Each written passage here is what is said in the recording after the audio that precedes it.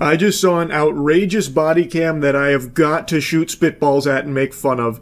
It's an officer performing a traffic stop and then conducting the stupidest investigation I have ever seen. And he does it all unapologetically with full confidence. It's actually shocking. You couldn't script a bigger buffoon than this guy. It's like if you played L.A. Noire and just chose all of the wrong options on purpose. He does that accidentally with his questioning. It's like Steve Martin in Pink Panther when he played Inspector Clouseau. But unlike Inspector Clouseau, this guy doesn't stumble into getting anything right. He doesn't even accidentally go down anything sensible for his investigation. I was at my house, I got some lunch, and then I'm heading back to my house. Oh, where'd you get lunch? Burger. You have your license on? Going to get breakfast. It's 12:50 in the afternoon. So you came all the way down to Haledon to get some breakfast? Closest Burger King.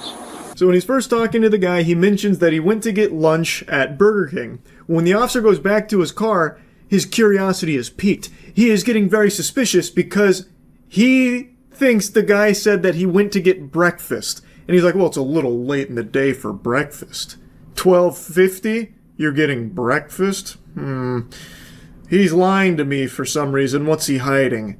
Even though he never said breakfast, he said lunch. The officer himself in the first interaction even repeats lunch back to the guy. I was at my house, I got some lunch, and then I'm heading back to my house. Oh, where'd you get lunch? Burger. He literally asks, where'd you get lunch? But by the time he walks back to his patrol car, he's like neuralized himself like the Men in Black or something and rewrote that memory with the word breakfast in his noodle. So now all of a sudden he thinks that this guy is lying to try and cover something up, and he's about to blow this way out of proportion and make a big deal about it for nothing, making him go through like this whole song and dance interrogation all over him misremembering the word he said. Like, he didn't even mishear it, by the way. He literally like heard lunch, repeated lunch, but then forgot that when he got back to the car and made something up in his mind. Would you DoorDash it or something? No, I picked it up. Oh, you went to the drive-thru? Yeah. Who's like, just went down and went to the drive-thru. I saw you go down. You came back pretty quickly. So you were able to get down to the drive-thru that fast? Yeah, there's no one in the line. Gotcha. Is there anything, any kind of narcotics or anything in your vehicle? You said you went down and picked up breakfast. It's not breakfast, lunch. You said breakfast to me. I was at my house, I got some lunch, and then I'm heading back to my house. Don't say breakfast, your lunch. It's a burger. This officer really thinks he's fucking L from Death Note here or something. This line of questioning is already baffling. Oh, so you came back pretty quick. You were able to get your Burger King that easily? What about all 10,000 people that were lining up to get Burger King today? Today's National Burger King Day. How'd you get through the line that quickly, huh, Buster? Huh?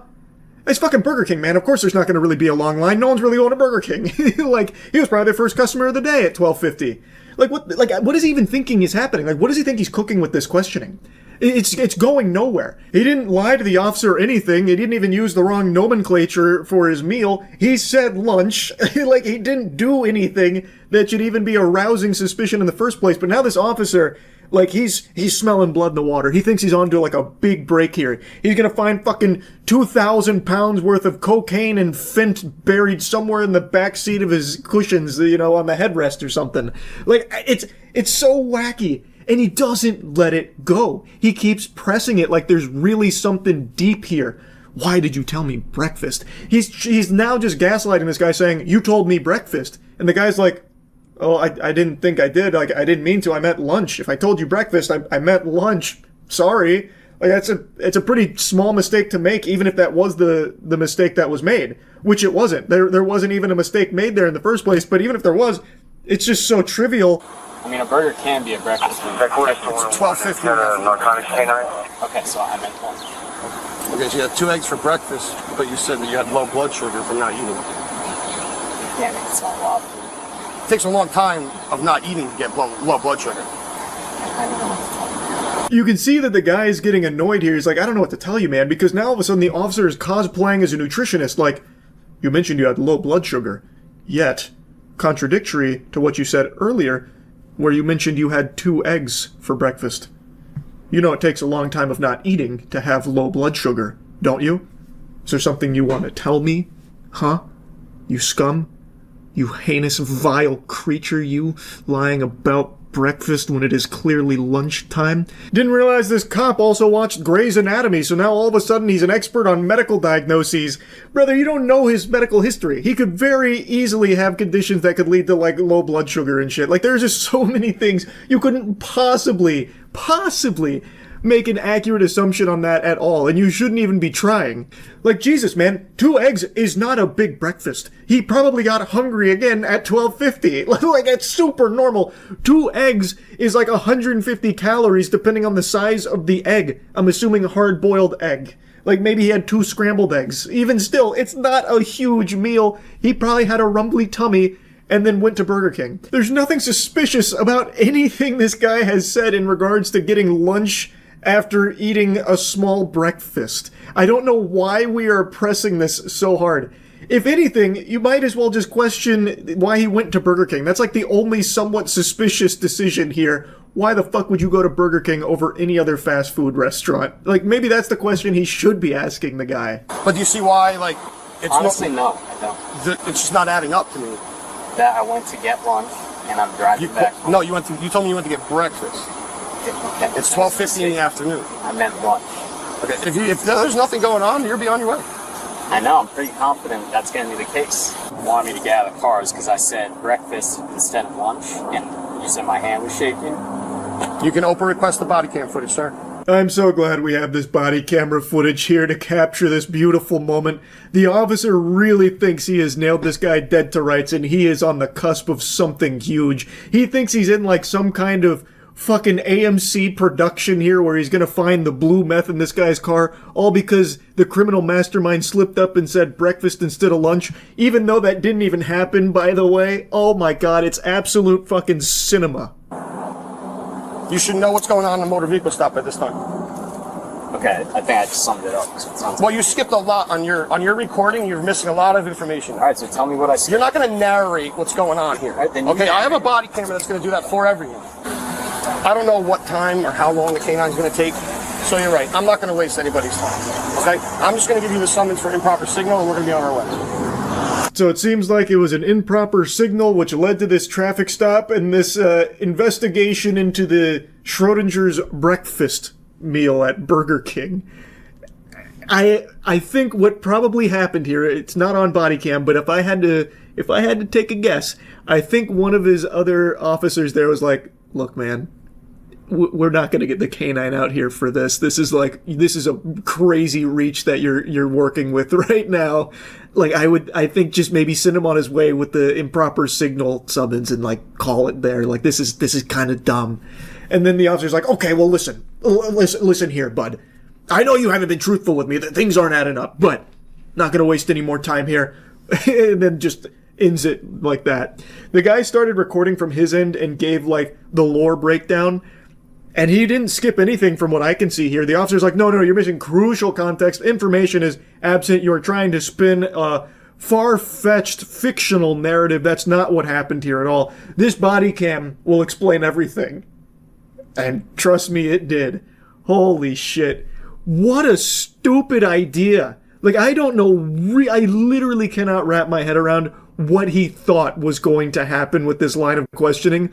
Like, I think maybe in his, like, fanfic that he was cooking up in his brain, he would, like, press him on the breakfast statement, which, again, wasn't even made in the first place, but he would press him on the breakfast statement, and then all of a sudden the guy would break down and be like, oh my god, you're right. You're fucking right. There's so many drugs in the car, man. Oh my god, I can't believe it. You did it. You were right. Oh my god, you're so smart. Like, I actually I can't imagine what he thought would happen by making a huge hoopla out of something that wasn't even said. I just had to talk about this. It was so good. I'm glad that this guy didn't, suffer more of a headache and more of a nuisance with this officer's questioning. I'm glad that at least they did send him on his way and didn't, make it go even more out of control. But man, what a fucking waste of everyone's time this was. That's really about it. So yeah. I see the video of the New Jersey man breakdancing at town hall meeting to protest property taxes. Chat kept mentioning that yesterday and I forgot to look it up. Let's see. How good are his moves? Oh, that's awesome. I'm glad you're liking the cheeky so much, Chunk. Town council candidate in Cranford, New Jersey, breakdancing at a public meeting to protest a property tax hike.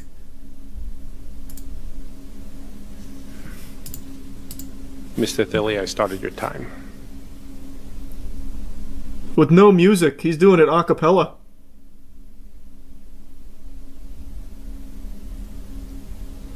Stand the fuck back, this guy is serving. Hold on. Wait a minute. Now he's looping animations now. He's hitting the same emotes.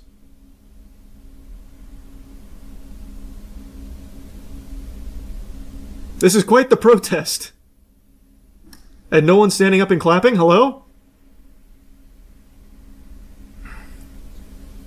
Guys?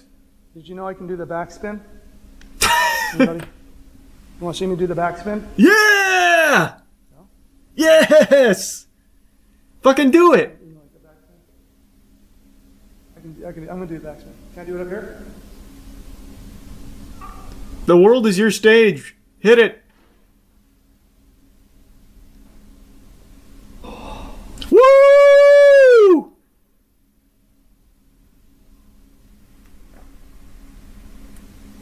Why did our taxes go up so much? Boo!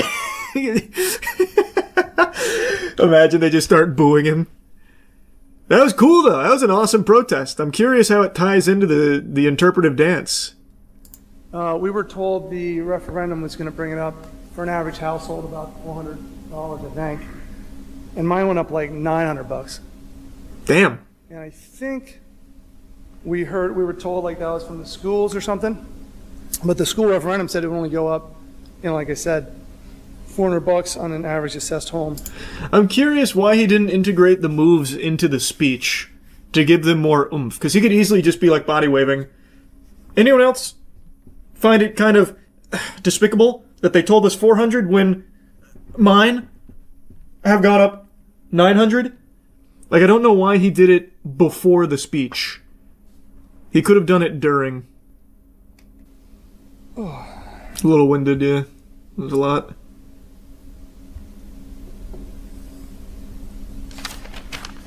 Counselors, your response?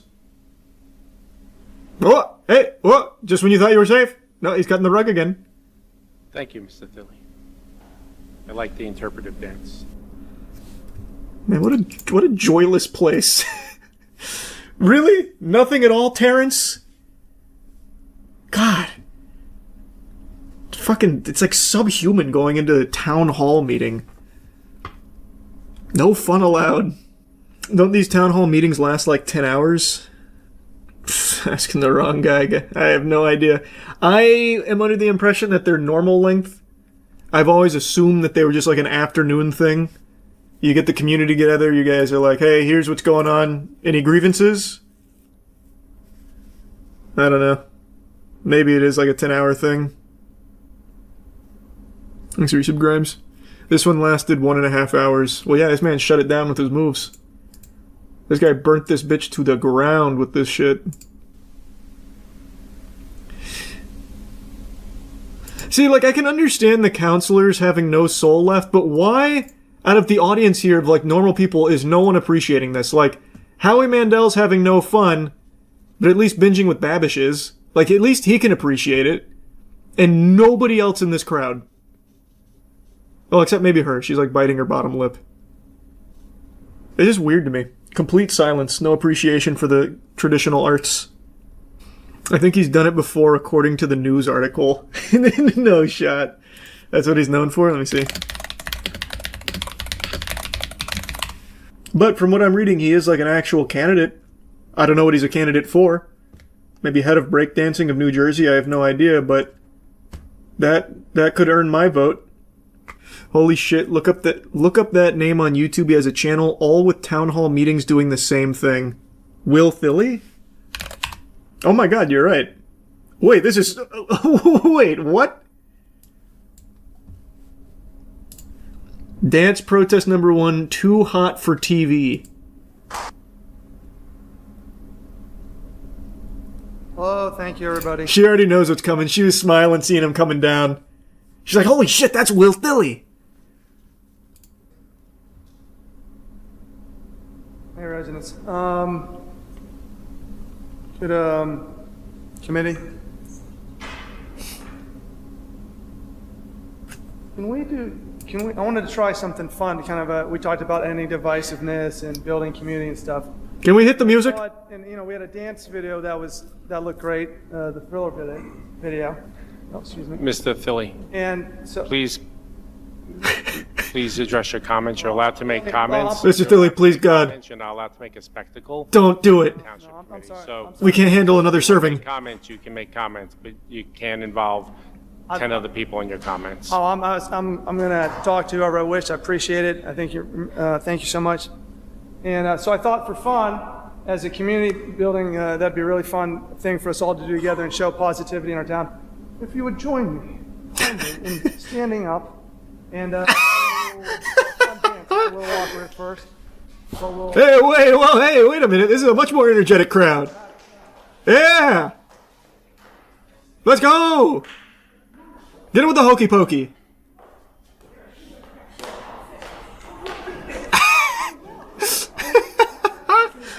There's chaos. Anarchy. Oh, wait. Oh, baby. I can only see out of the corner here. Hey, are you writing this down? I don't see you taking notes. Your time is up.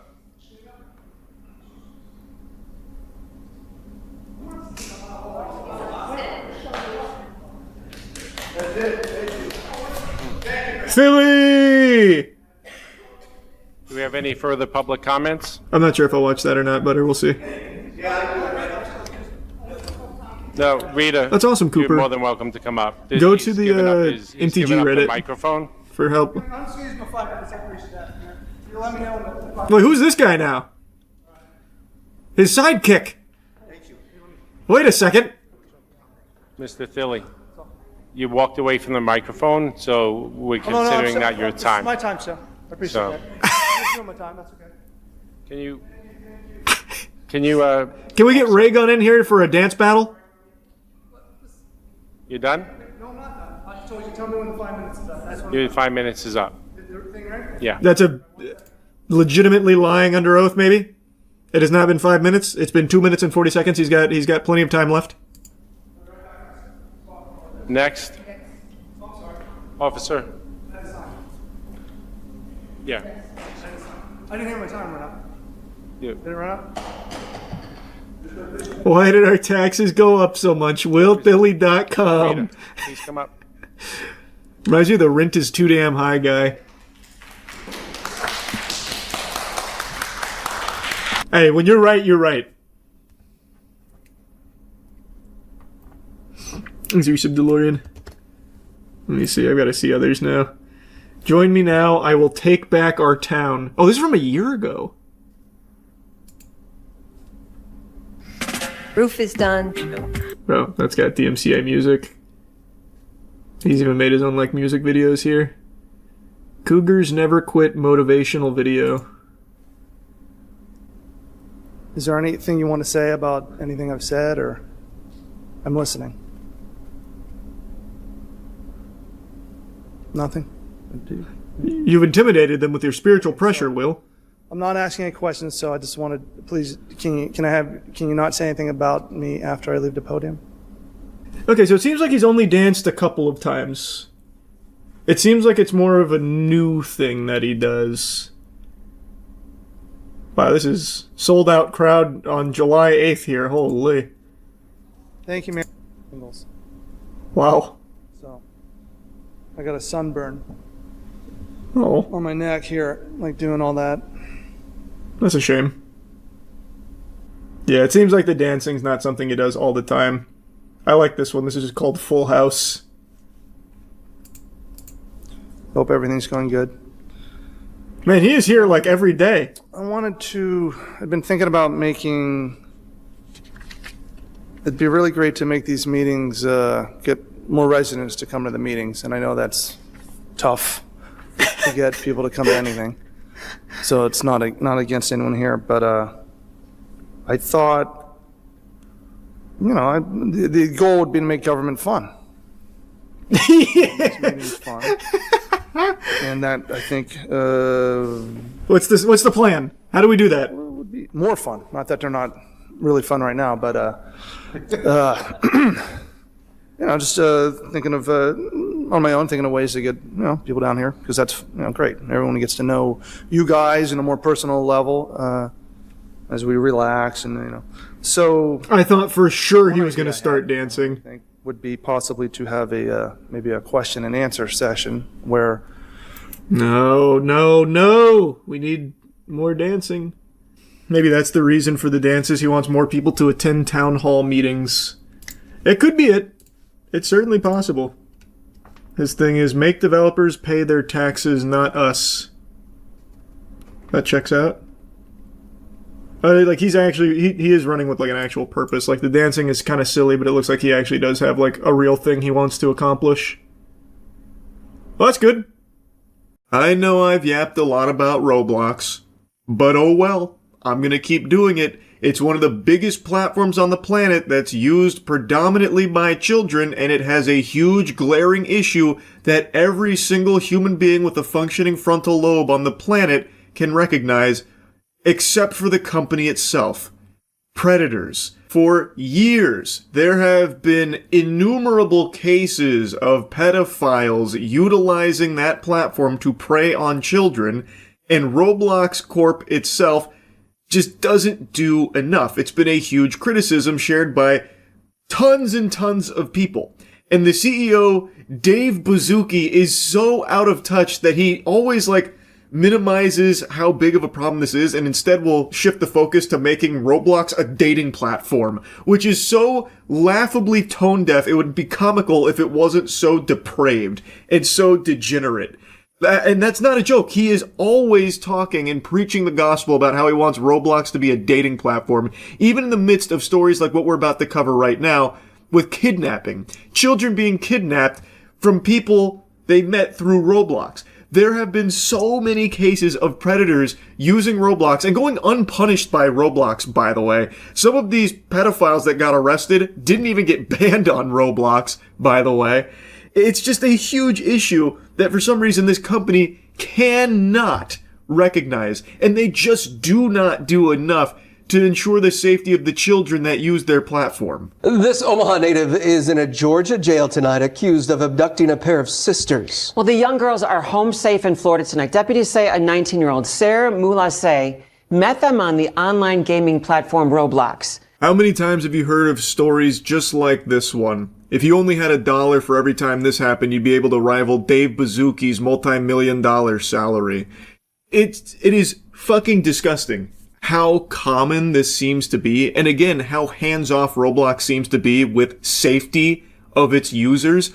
They don't really appear to do a whole lot, even though they oftentimes try to flex their new AI moderation tools and shit like that. It's clearly not working.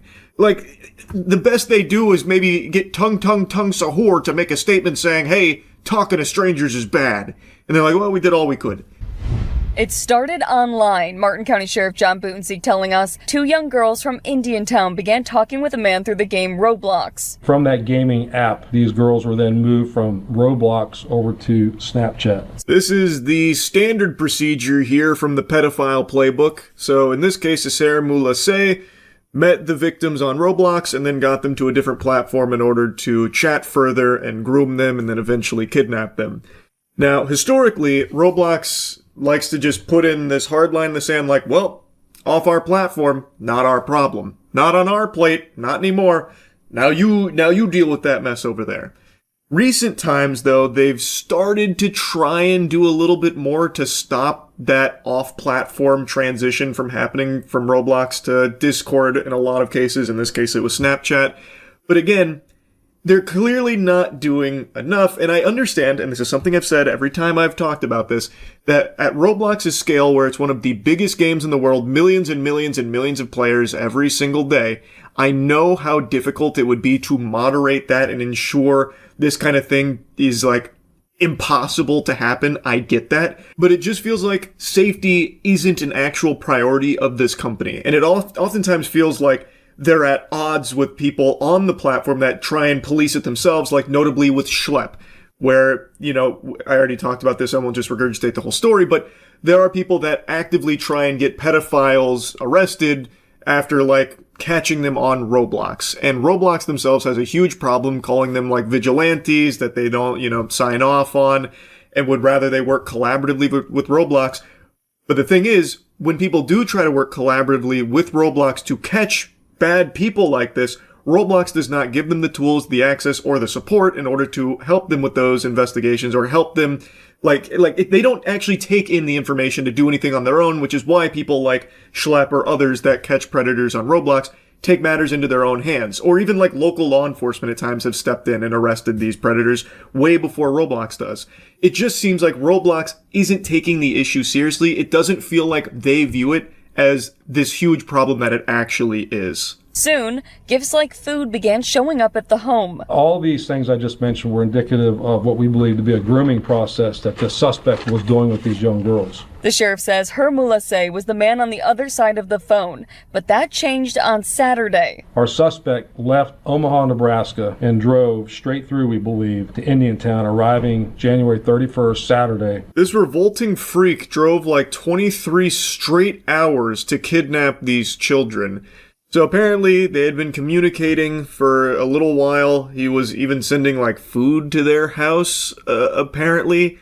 Guess he was just like ordering them Domino's or something, fucking box of chocolates, whatever. Then it eventually culminated with him making that 23-hour drive down there.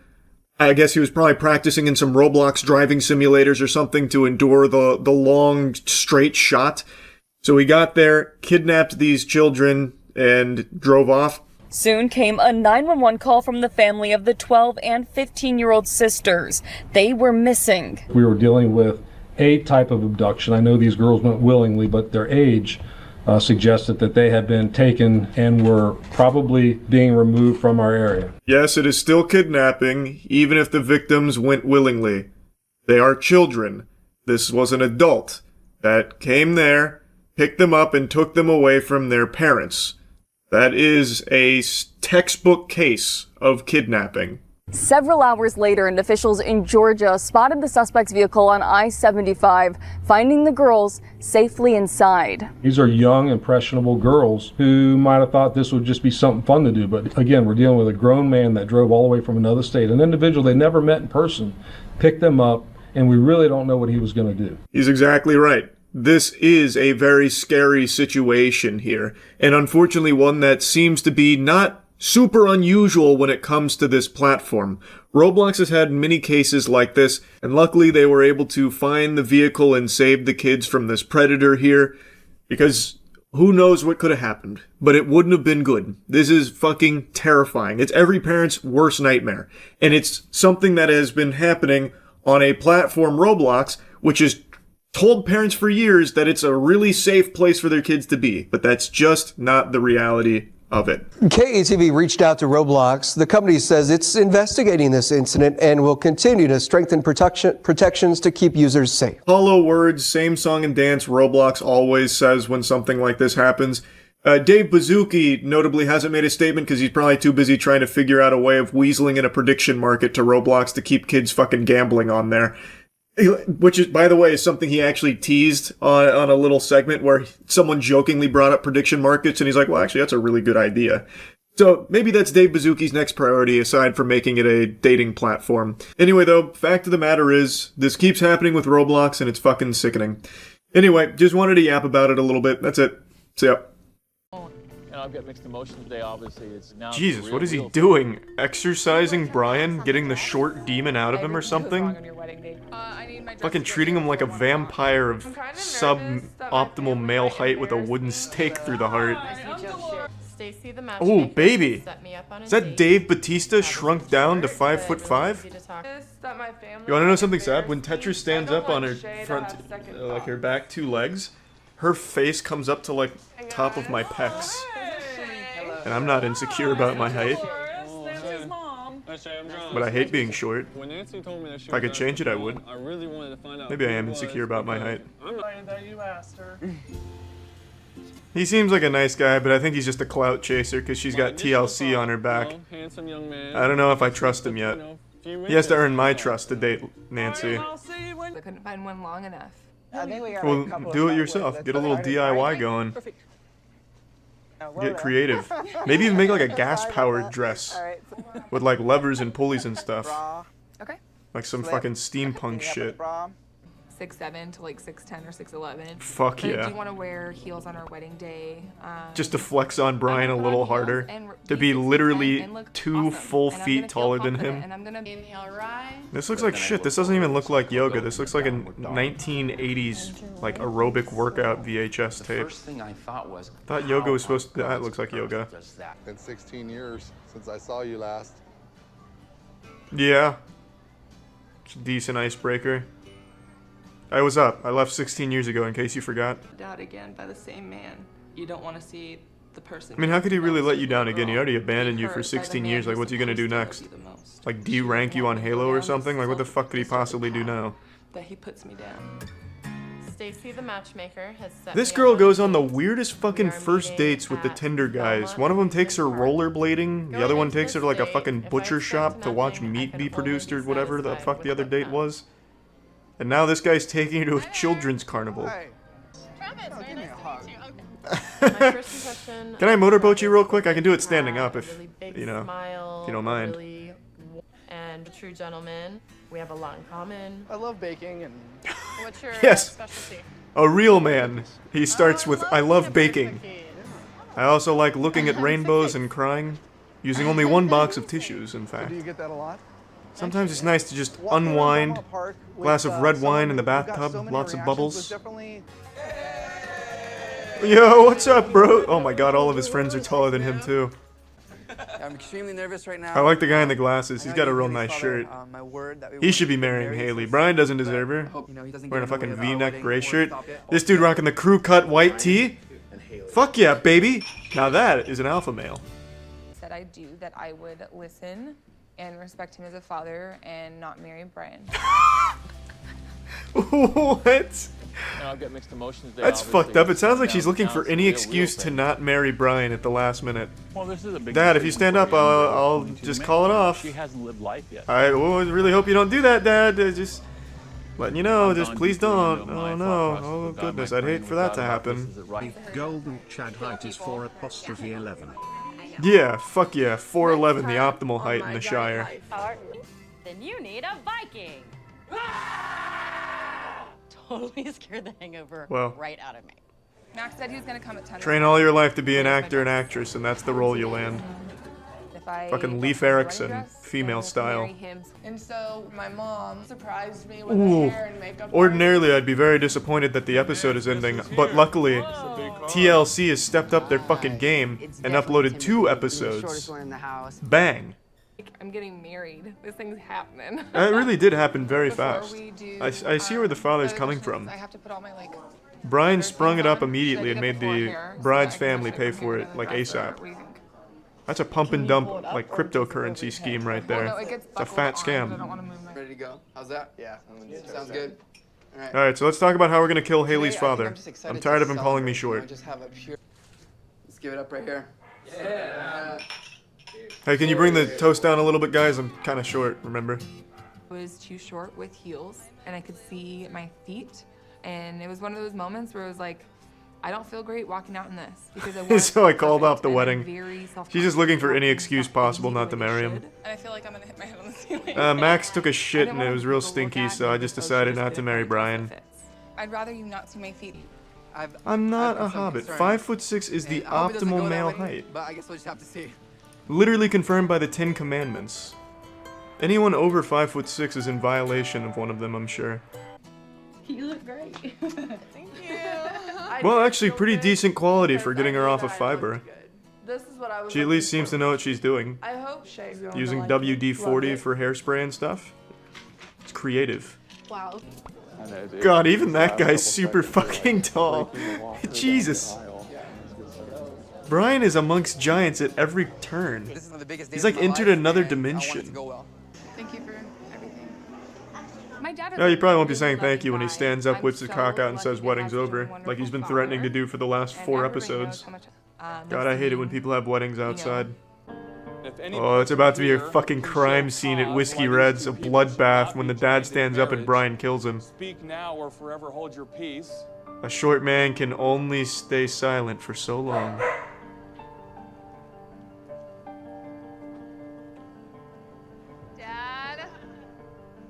I've settled my soul. Oh, don't call him out. You're gonna force his hand just out of spite. Oh, what's up, bitch? You want to call me out in front of all my friends? Wedding's off. I paid for this. Encourage them. Oh, he washes her feet here, I doesn't always he? tell you what I'm feeling and never He hide said he from you. wanted that part of the I promise ceremony. to protect you and always shut the closet doors when you're scared. Yeah, speed it up, Brian. Wash your feet. She's scared of monsters. It's the only way I'm gonna get hard tonight. 5 foot feet washing ceremony. Yes! For the foot washing. Oh, yeah, baby. It was just such a cool There it is. act of service going into Yeah. marriage. Oh, to yeah, get it down is. on your hands and knees and wash your partner's feet in. Nothing says love like a good foot wash right in front of your family. What it is simply it's a discipline. Oh, baby. of redirecting Oh, Brian's feet! It's a foot reveal, baby! And so by them doing this as their very first act of Amazing. marriage, it's saying that our marriage represents sacrificial love. No, it's saying That I my don't love for respect you, Brian my as a love for man. this I'm gonna use him as a relationship, my slave to commitment wash my to feet. our That's what it marriage says. comes before 5 my foot comfort, 12 it is comes the before optimal height. what comes Dumbest thing I've ever heard. naturally 5'6". To 5'6" do or that act of bust. service in front of all of your family and friends and say, I'm gonna love this person. That's a classic and Dan support Schneider them wedding. And For sure. give them all For that I sure. have. Christ, I now pronounce There you is no husband and Jesus wife. Christ at this Brian, wedding, my you may friend. I kiss can your promise you bride. that. He would not have allowed the foot washing to happen. That's downright evil. Will I get scared? It's pretty unlikely. I'm not expecting a whole lot from the game, but I do like the Blair Witch property. Especially the one with my boy James Allen McCune as the lead. I think that's the better version. What do you mean only 2019 guys keep the lights on? What, you mean the fucking sun? What do you want me to do about that? Only beta males play horror games with the sun. The fucking lights are off. It's 1 p.m. What do you want me to do? Close the curtains? The fucking curtains are closed. It's the sun. I'm not playing in a dungeon. I'm not in the fucking red room or anything. It's a room with the blinds closed. If I could turn the sun off, I would. I'm sure give the planet a couple more years and we won't have to worry about that anymore, and we can play our horror games in perpetual darkness and ash. But until we get to that point, the fucking sun's gonna be on for the stream. I'm gonna make a bold prediction. Jess is a bad guy. My main goal in a horror game is to never be caught off guard. I suspect everyone, even this dog. I'll be honest, I can't really read this. If you shopped hiding your pawn... If you stopped hiding poor pawn... I'm sounding like a goddamn fucking idiot speaking World of Warcraft lore. You found something, buddy? Oh, I've just been ignoring him and he's had this whole time. This is fucking useless, I'm not recycling. Well, the dog's the real agent then, not me. The dog finds everything. Oh, look at this. Let's fucking hit it, baby. Yeah, he's searching real good now. Alright. Let's check this urine spot. Maybe the kid's under here. Move, buddy. I'm digging. What a shame. Yeah, this is a lot. This is a lot of management here. I got your message. I literally just got here, Jess. We were on the phone 3 seconds ago. Oh god, what is it? Will do. Could be anything. Where'd he go? The plant eat him? Oh. Good find! Fuck yeah. I look like the child in the woods? No, I don't. What the fuck are you talking about? That kid was like 8 years old. He didn't have a beard at all. I'm just gonna make a straight line. I'm not gonna follow the dog, because he clearly doesn't... Fuck it. I'm not doing a straight line. Changed my mind. You found something over here? Oh, big shit. Alright. What's that? It looks like a baseball cap. Or a yarmulke. If we could get down there and get closer, we could know for sure. I'm so fucking close. Just let me pick up the hat. Alright, get in there, boy. Bullet. Can I do anything at all in the game besides just call people on my phone and talk to my dog? I can't move these sticks. Your dog is barking, alerting you of something. It's not going to be more important than the hat. He probably just found more water. Or he's peeing. Also, I'm completely stuck. I can't move. Jump? There is no jump button. He hasn't learned that ability yet. Boy, help me. I'm stuck in the trees. The Blair Witch has got me in a trap. I genuinely can't get out of this. Is this where the search party ends? How in the fuck? Why am I even here if I get stuck on a goddamn hill in 2 trees? Why would they recruit this man? Bullet, please. Get the fire department. I'm stuck. I don't know what I'm stuck on, but I for certain am stuck in a fucking mime's box. I'm gonna call the police. How do I just dial a number? Oh, games. Don't worry, boy. I'll get out of this eventually. A little bit of input lag here on this Nokia. I used to play the shit out of Snake in high school, but it didn't lag like this. Here. Well, alright. Maybe the pizza guy can deliver and give me a hand. I can't get out. I'm gonna call the search party. Can anyone hear me? I'm stuck. Can anyone help me? Hello? I'm stuck. If there was simply a jumping button, or really, you know, anything. Well, hold on, try crouching. Oh! I'm a genius! Watch you be more stuck. Fuck, I just went right back. Oh no, we're good. Don't worry, Bullet, I freed myself. Where are you, Bullet? Found you. Where were you 30 seconds ago to help me get out? I still can't even get this goddamn... Oh, now I can. Bring it to me, boy. Stupid hat. He's got bad taste in baseball. Ellis to base. I found Peter's cap. Oh, now you want to talk to me, huh? No one wants to help Ellis when he's stuck in the fabric of reality, but now all of a sudden that I have information for you, you can use me. Negative. Okay. Alright, guys. Well, there's no way Bullet's dead this quickly. I have a whole bunch of dog mechanics that we haven't even used yet. Where's that dog? The fuck is this, an earthquake or something? Why is he shaking so hard all of a sudden? Shit! That's not the real Bullet. That's a small pedophile in disguise. He's trying to use us as a vessel to find the child in the woods. Hey. Jess, do you ever leave me alone? This is where James Allen McCune was taken. Campsite? Used by famous actor James Allen McCune. Oh, it smells like him. Ellis, what you need is help. What I need is a wife who has a face. Could have managed. It's like dating a Sasquatch photo. Ellis. And I can see the way you look at me. Like I'm a fucking loser. You're a sick little puppy for you to look at. So what? I use Reddit all the time. That doesn't make me a loser. Have you seen my comment karma, Jess? I'm out. I'm going to the forest. Someone had too much time on their hands. It's like someone tried to whittle a chess piece bishop, but just sucks ass at it. Oh, manipulate reality. That's pretty powerful. Rewind that.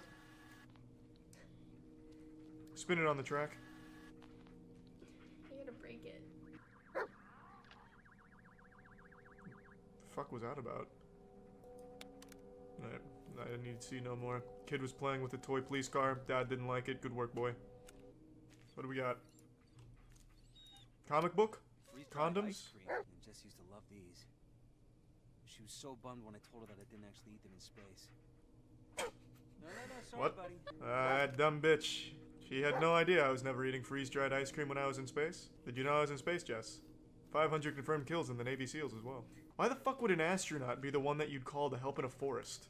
I mean, yeah, maybe if Billy was lost in the ISS and, you know, out there, I could see why Ellis would be the one you'd call, but if he's a fucking astronaut, what do his skills translate to in a forest recovery mission? Why doesn't he walkie-talkie anyone? God, how am I making full circles? How did we end up back here? Ah, he's thinking the same thing. Bullet, you fucked up with the leadership this time. I'm taking the helm. Where's my video camera? Let's start filming some shit for the vlog. I imagine I have to find the police car if I had to take a guess.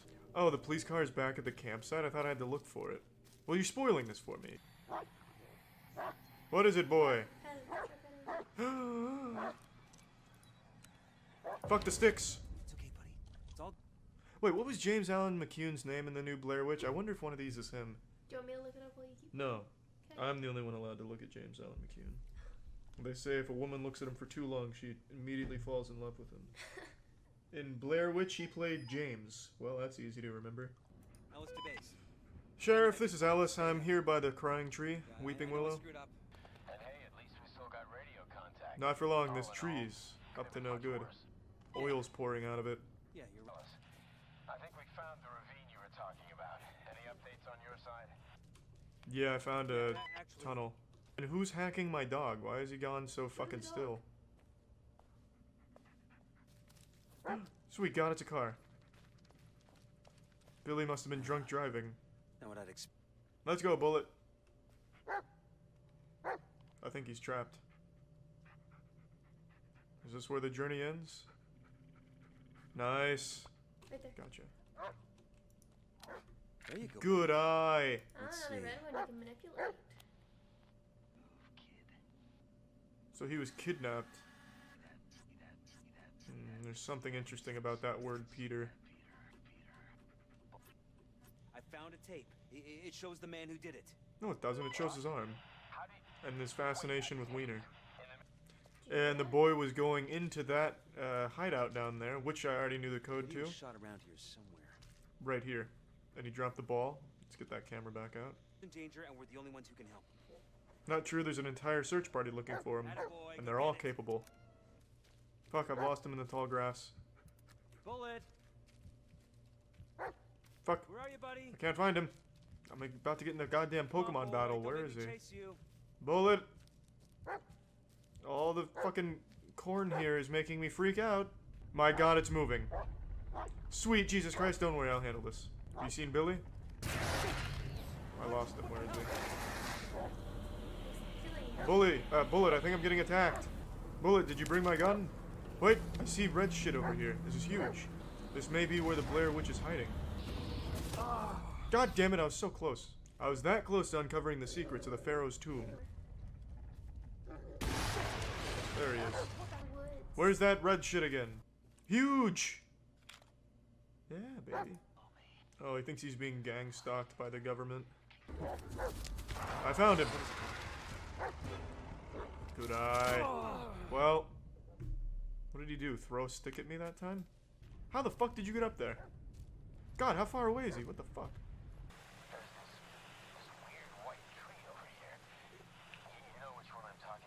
Yeah, the Tree of Knowledge, where the first sin occurred. I'm coming, Sheriff. Yeah, this is definitely not the right way. There's an invisible wall. Can't you just tell him? Oh wow, I made it. Landing, where are you? Still under the tree. What, but so am I. What? Are we talking about the same tree? White, leafless, black vines all over? Nope. You're right, this is the wrong tree. I'm close to finding that kid. Just get a helicopter above the forest, drop a ladder, let's get out of here. You there? Oh, the big tree's back.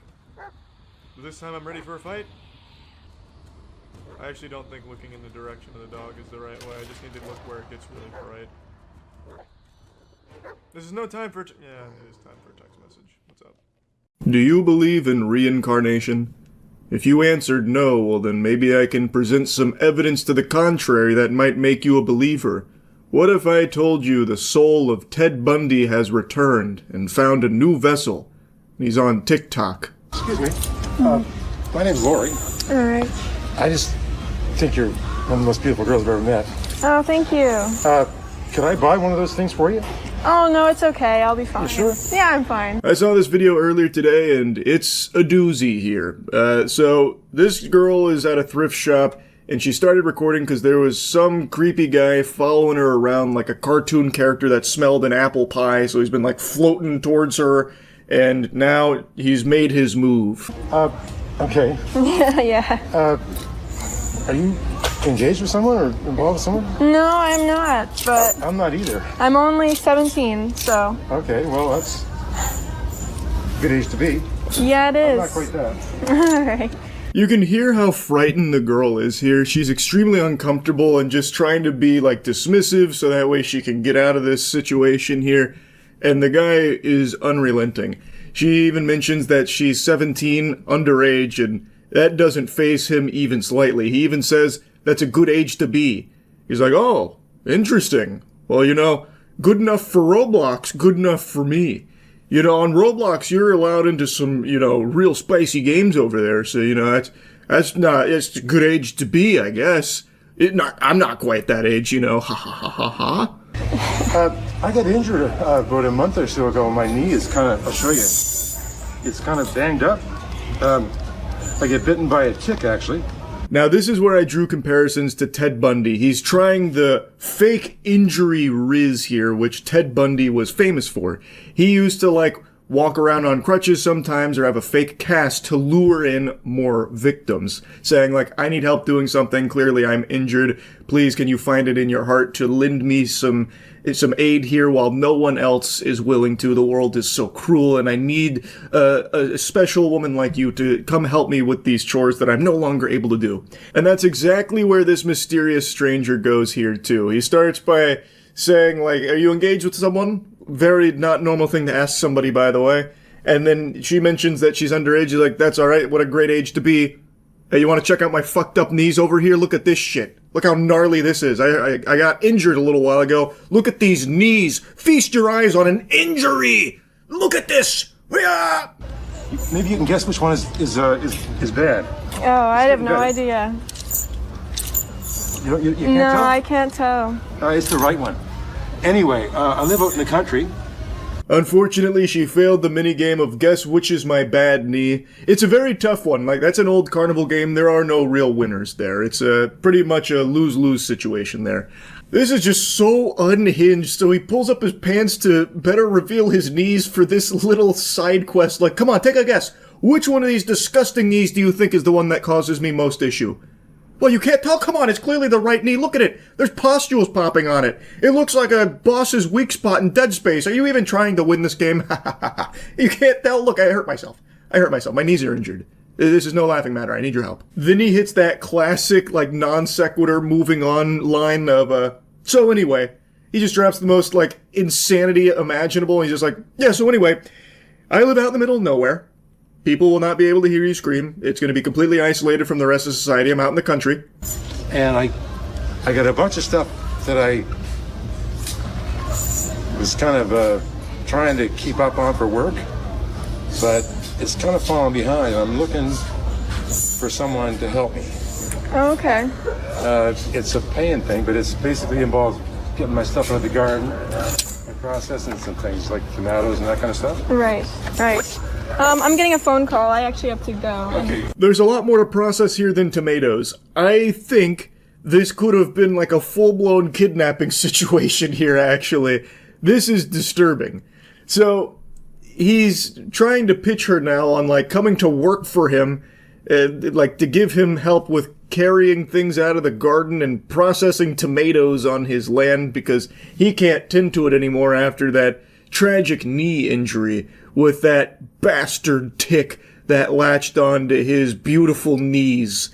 And he's trying to, like, lure her in with financial incentive, like it's a paying thing. He also tries to, like, butter her up by trying to, like, buy her something from the thrift shop. So it seems like, and some of the comments pointed this out as well, he is trying to prey on someone he believes needs money, so that way he can take advantage of that and, like, get them out into the middle of nowhere with him. It's like dropping money on the ground and, like, luring it in on the fishing rod, like that episode of SpongeBob with Mr. Krabs. I have to imagine it wouldn't actually be a job that you're signing up for if anyone took him up on this offer here. I bet they would never be seen or heard from again. This was like some, like, dangerous skin-crawling riz here from this guy. Yikes. Very yucky. Good call from her to, like, minimally engage with it and then get the fuck out of there the second she saw an opening and an opportunity to run. Anyway, that's a creepy old guy right there. Just wanted to share that. That's really about it. So yeah. What's your favorite Bible story? I guess, I've said this before, the one that always stuck with me, that really, like, made a lasting impression, not really even in a positive way, was the story of Abraham. I don't know. That one, like, actually kind of frightened me. But I don't know if I'd call it my favorite. That was just the one that really, like, stuck with me. Why did it frighten you? That's the story of the Abraham needing to sacrifice his son. Why did he do that? It was a test of faith. He didn't actually kill his son. At the end, it was like, no, stop. You've proven your faith. So it was basically like the first prank. My favorite is Samuel 18:27, where King Saul ordered David to kill 200 dudes and take their foreskin so he can marry the king's daughter. That one gets mentioned a lot. I've talked about that one as well. I actually talked about that with Wendigoon once. I'm pretty sure that was on, I can't remember where we talked about it. It might have been Red Thread. But we talked about that exact story. Other than Donkey Ollie, do you have any other memorable Bible animations you watched as a kid? Not animations, but I watched a lot of Bible Man. When I was a kid, I used to go to a Christian after-school care center. So it was a lot of, like, Bible study courses and stuff when I was a kid. Those things like Bible Man, VeggieTales, that kind of thing. VeggieTales was really, like, the only Bible animation I watched at the time. VeggieTales was actually pretty good. It was. VeggieTales was, I always enjoyed it. How accurate was this game compared to the Bible? Pretty close. It's pretty close in a lot of areas. A lot I didn't even remember. So, it was actually a faithful adaptation in a lot of ways. The story I remember the most is the story of Job, where God took everything away from Job to test his faith. That one was very sad, yeah. Job's story was another sad one. You a Christian? I'm not as spiritual as I was, but yeah, I mean, I always was growing up. Again, I got baptized twice. And like I said earlier, for my entire, young life, I spent after-school care in a Christian facility, for multiple hours after school, till my parents picked me up. But I'm not actively spiritual as I was back then. I'm just of the belief now that, what modern Christianity is becoming, where it's, very normalized to pervert the scripture into a lot of different things and try and, present it as something that I was always taught it wasn't, has really just soured my desire to be going and being active in the churches around me. Don't need church to be faithful. But then, I agree. I think that's completely fair. You can talk about Christy Gnome's husband and his fucking honkers, his big old melons. Yeah, that shit was wacky. You feel spiritual at all while playing, like a reminder from God? That's kind of a cute question, actually. Unironically, playing through that, did just feel good. It is, I don't know. The actual messaging of the scripture, I think, is just a generally positive thing that if people actually did subscribe to, the people claim they do, it'd be a lot better. The world would be a lot nicer as opposed to the way they use Christianity now, by Paula White Cain, Kenneth Copeland, those kind of people. So playing through it reminded me of there's really good messages here that really sucks to see what it's being turned into. People like Paula, nothing new, Jesus spoke of people like her. Oh, I know. It's just very normalized now. Did you order a Trump Bible? No, I have to, though. I gotta spend $1,000 on the Trump Bible. Increase my faith level. Speaking of, that did just remind me, I gotta check in on my Trump phone. It was supposed to be here at the end of March, according to their support guy. I'll have to check in, it's probably on its way. Can't wait for the Trump phone review. Yeah, me neither, man. Any day now. That's what they keep saying. Any day now that puppy will be delivered. I'm excited. I know it's gonna be worth the wait. They're forging the phone out of real gold, that's why it takes so long. You know you're making a joke, but what's crazy is even if they were doing that for every single phone, it would have taken less time than it currently is.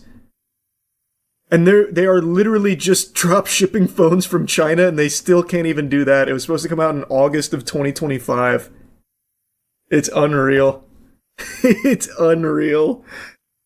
Have you ever seen that video of Prophet Shepherd Bashiri pretending to levitate on camera to prove he can perform miracles? Is he the guy that also brought out an actor in a coffin and pretended to raise him from the dead?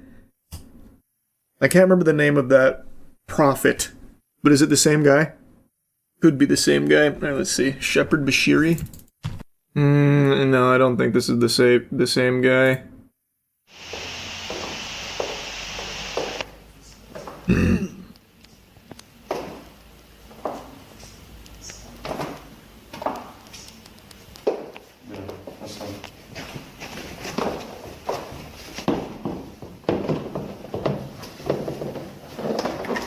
Oh, I can feel it coming. Ah! What?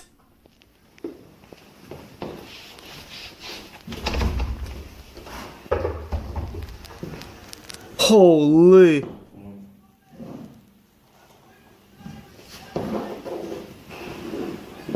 He can perform miracles. Wow. Prophet Shepherd Bushiri. The chosen one.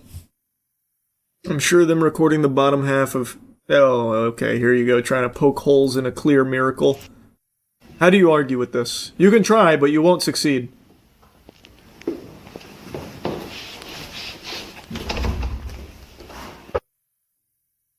Irrefutable. Chris Angel did it first. True.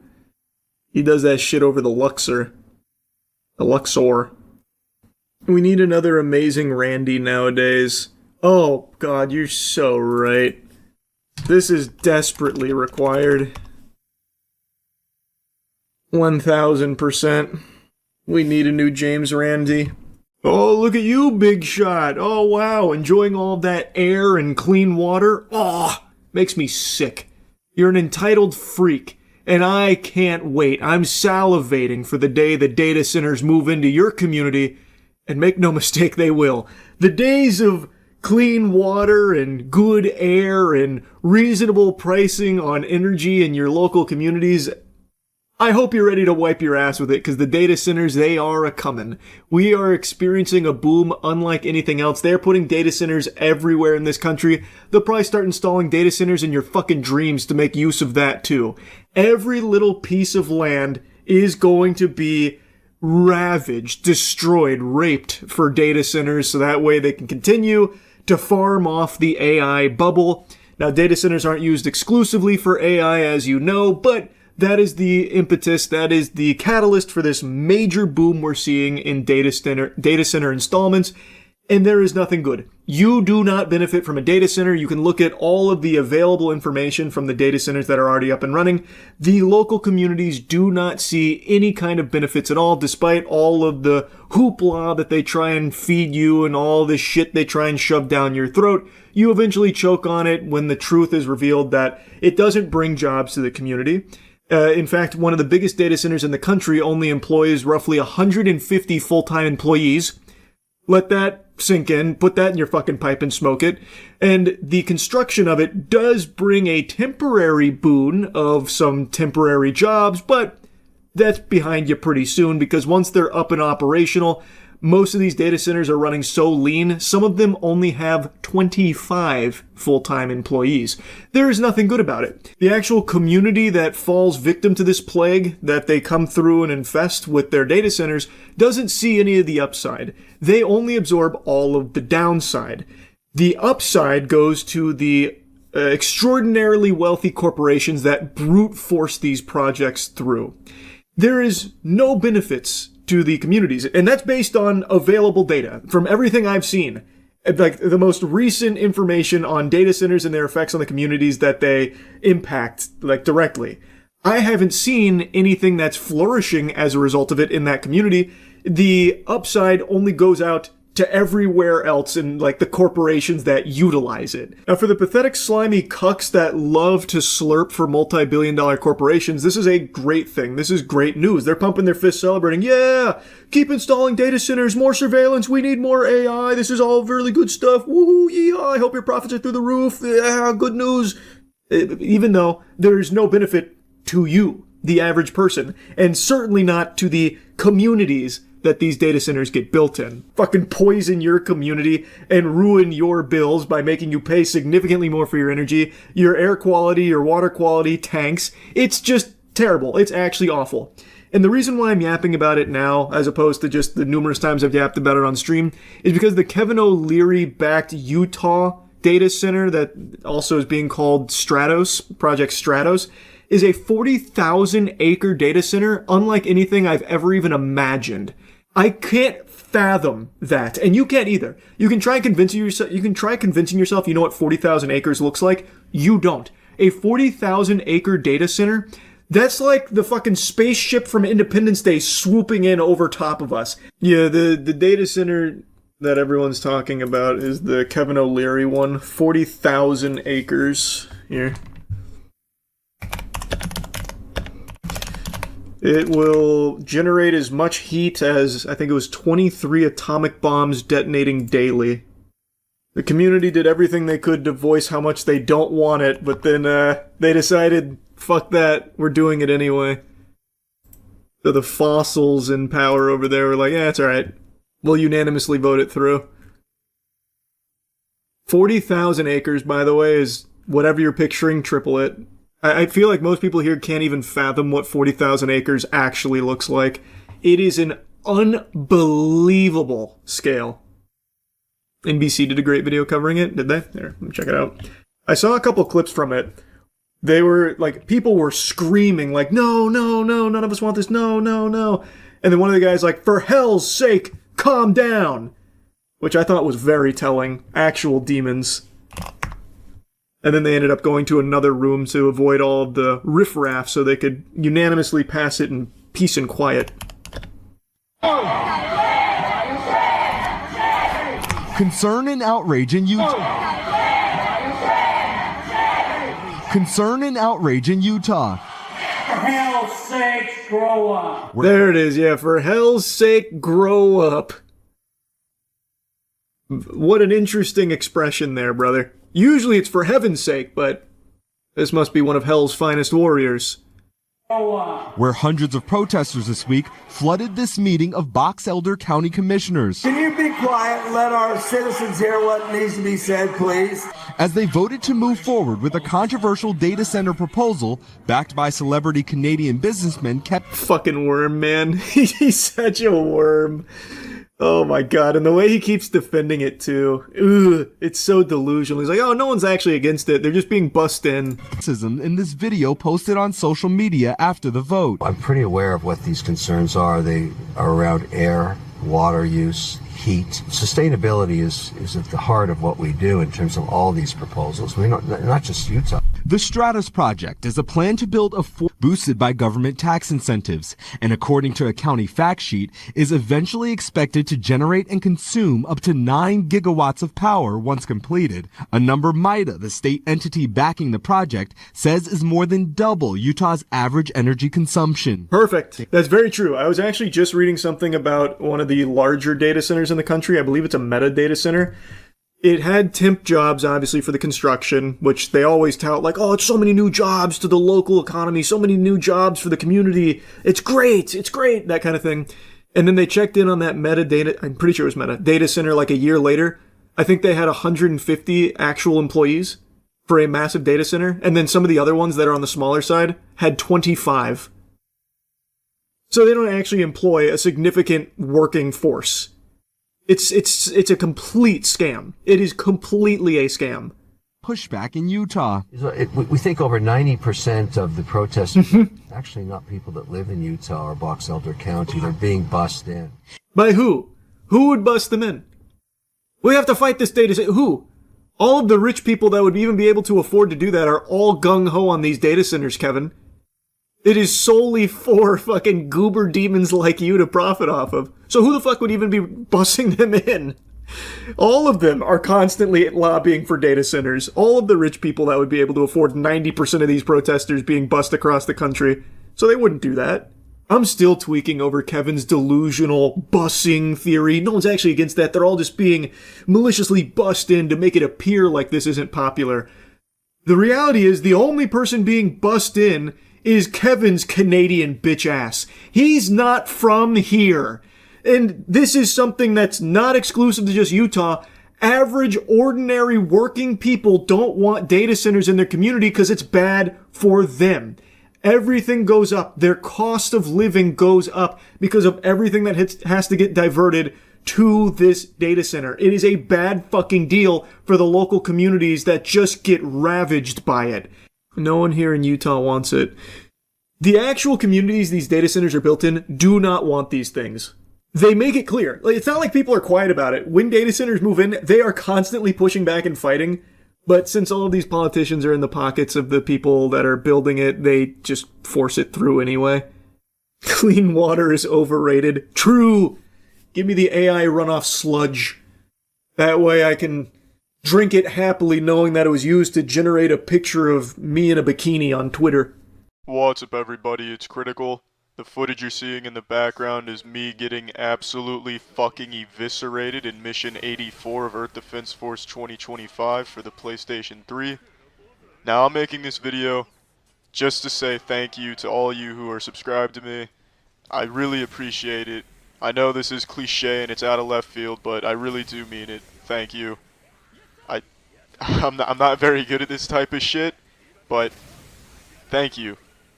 I don't like to talk about my YouTube channel, and very few people who know me in real life even know that I make videos. It's just not something I like to talk about, and I know I keep myself isolated from all of you, but I really do appreciate it. I read all of your messages, and some of them are extremely touching, so I just wanted to express my gratitude. And I'm just fucking atrocious at expressing gratitude. I'm just terrible at saying thank you. So I'm sorry if I sound stupid and dumb and fucking shitting. By now, all of you know I just make videos for fun. And to see my channel where it is now, it's extremely meaningful. I never expected my channel to grow like it has, and I never really cared whether or not it grew. And to be honest, I still don't care if my channel grows or not right now. I am content and I'm happy just making videos as it is right now. But I wanted to say thank you because it really is special to have this channel and have it be where it is. And I just wanted to thank you all for that. Now I also wanted to say thank you because since I got partnership last year and began donating all that money to various charities, we've managed to donate over $35,000 to a bunch of charities. And if you want to see the donation receipts, you can see them on the Charity Critical Twitter page. That's my only form of social media. You're welcome to check it out. Now I say we donated that money because I couldn't have donated that money myself. I'm not that fucking made out of money guy from those commercials. But because all of you watched my videos, we were able to raise over $35,000 for those charities. And it's still going up. I'm still donating it every month, so the money's only going to keep going up for those charities. Now, I know in the scheme of things, $35,000 isn't a lot of money, but damn it, I still think it's a decent amount of money. Now, I know I don't tell any of you anything about me personally. I just prefer that you all don't really know anything about me. But, you know, since this is a serious video here, I mean, that's what it is. Let's go ahead and call a beaver, because you don't want to fucking call a beaver something else. It's a fucking beaver, so this is a serious video here. I'll tell you that I have one goal in life, like one ultimate goal, and it's a naive one, and it's unachievable, and it's probably the stupidest thing you've ever heard, but I want to end corruption. And I know that that's probably impossible because to end corruption you would pretty much have to change human nature itself, unfortunately. But I really think that I could at least make corruption not so fucking common. That's what I want to do. When I was around 17 years old, I took a really hard look at the world and I saw a lot of good things, but I also saw a lot of bad things. And I drew the conclusion that a lot of the bad things stemmed from corruption. So since then I've been trying to find ways that I could mitigate it. And for years now I've been trying to find a way to do that or think of a plan, and I still don't really have anything. So now you all know my goal.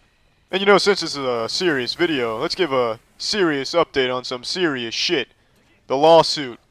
Not much happening with that shit. But I'm hoping for the best. That's about the update on that. Anything else? Yes, about being a voice actor. I appreciate everyone that sent me information on how to be a voice actor, and I've done the research now. I don't think I'd be a very good voice actor. I can't do a myriad of voices. The only voice I can do is my own voice. So I don't really have much to offer a studio, so I don't think they'd really want me. But I still think it'd be fun to be a voice actor. Anything else? Any other updates? Anything I've missed? I don't think so. Alright, that's it. See ya. When it comes to internet trends and memes, I am very, very far behind the times. I had learned about Big Chungus only a few weeks ago, and apparently it's been dead for like a year now. But that being said, I'm pretty goddamn early to the newest one that's taking over Twitter called the Bottle Cap Challenge, and the only reason I was made aware of it because my boy, my favorite martial artist, Donnie Yen, participated in it. And this challenge is just taking the fucking internet by storm. Not only did Donnie Yen participate, but my fucking boy Vasily Kamatsky, the king of slapping, the god slap, also participated. Let me just show you what the bottle cap challenge is.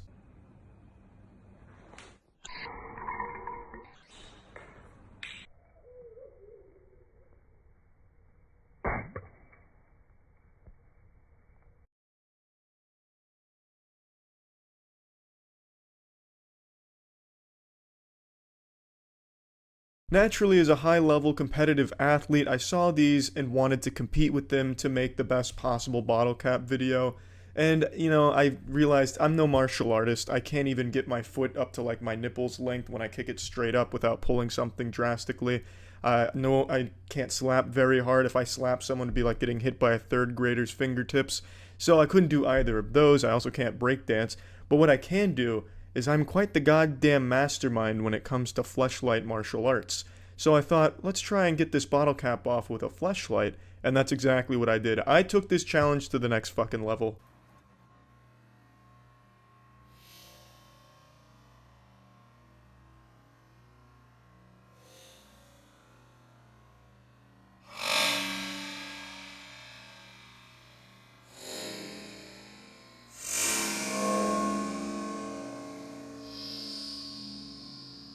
This was actually my third attempt. The first two didn't go nearly as well. I wasn't too pleased with the marksmanship I had displayed in the first two, but I'll share them with you anyway so you can see the process.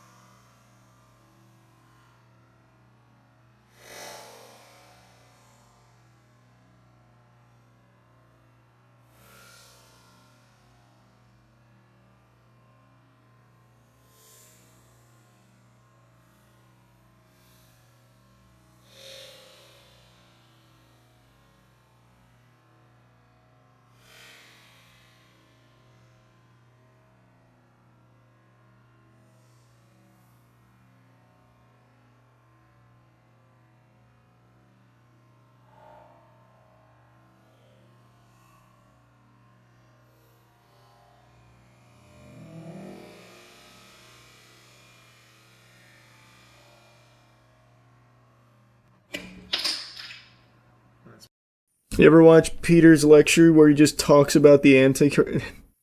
Really, he's the one talking about the Antichrist, huh? Wow. I bet those are really insightful lectures from the greasiest looking man on the planet. A guy whose skin looks like it's perpetually melting off to reveal a demon underneath, yeah. I'm sure he's the one that's going to save us from the Antichrist. He's always talking about that. You've never seen those? I haven't. I don't really engage in much of Peter's work. Can't fucking stand that guy. A controversial take on the concept of the Antichrist. I think there's always a question, how do we articulate some of these existential risks, some of the challenges we have? And they're all framed in this sort of runaway dystopian science text. There's a risk of nuclear war. There's a risk of environmental disaster. But there's a risk of this man's whole face falling off. God, look, that you can't tell me that's not a mask. Like, look at his ear. That looks like if I tried to draw an ear on a piece of paper. It's missing like all of the detail of a human ear. But I always think that if we're going to have this frame of talking about existential risks, perhaps we should also talk about the risk of another type of a bad singularity, which I would describe as the one world totalitarian state. I've been wondering whether that's going from the frying pan into the fire. And so the atheist philosophical framing is one world or none. And the Christian framing, which in some ways is the same question, is Antichrist or Armageddon. But I think we have an answer to this plot hole. The Antichrist would take over the world is you talk about Armageddon nonstop. You talk about existential risk nonstop, and this is what you need to regulate. It's the opposite of the picture of in science from the 17th 18th century, where the Antichrist is like some evil tech genius, evil scientist who invents this machine to take over the world. People are way too scared for that. The thing that has political resonance is the opposite. The thing that has political resonance is we need to stop science. In our world, it's far more likely to be Greta Thunberg. I think this was a question.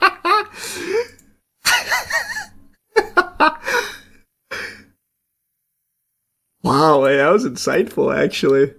Holy, wait, that was... Yeah, man, he's kind of onto something. It probably wouldn't be the guys with, like, infinite money and constantly investing in infinite ways to replace human beings and actually control the world. It probably wouldn't be them. That is probably a misconception. Hey, he really made some strong points there. Fuck, now I need to invest in the cow collar AI business that he invested in. I gotta follow this guy. This guy's good. He's a hero. His face looks like a chewed piece of gum. Well, it's just because you haven't seen it in its normal sodden state. Typically, he's far wetter than this. This is the driest I've ever seen him, for what it's worth. Most of the time, he's glistening. I assume he'd be bone dry with his skin squeezing his face. Well, that's where you're wrong. His skin is so tightly wrapped around his bones that it's actually squeezing some of the marrow out, and it's constantly wetting his face in, like, every interview ever. You don't understand the process. He's not the Antichrist, by the way. Look at the next video where he's asked if he's the Antichrist.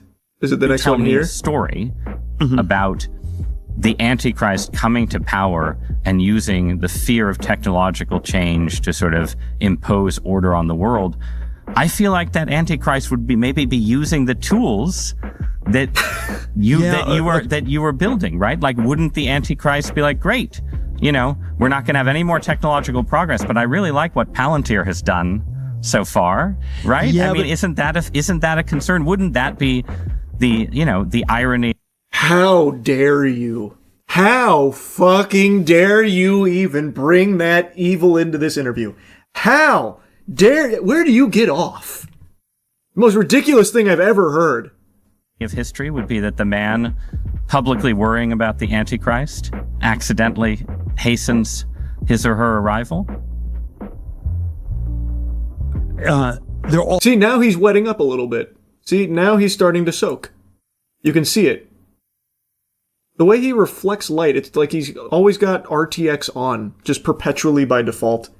He has to be the world's wettest man.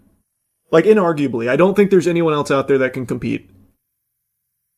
There are all these different scenarios. I obviously don't think that that's what I'm doing. I mean, to be clear, I don't think that's what you're doing either. I'm just interested in how you get to a world willing to submit to permanent authoritarian rule. You tell me a story. I wanted to hear his thoughts on that, but he didn't get them out in time. Well, it's private. You tell me. Where's some more Peter Thiel? Some Peter Thiel. I hadn't heard his talks about the anti... Oh, see, there he is. This is what he normally looks like.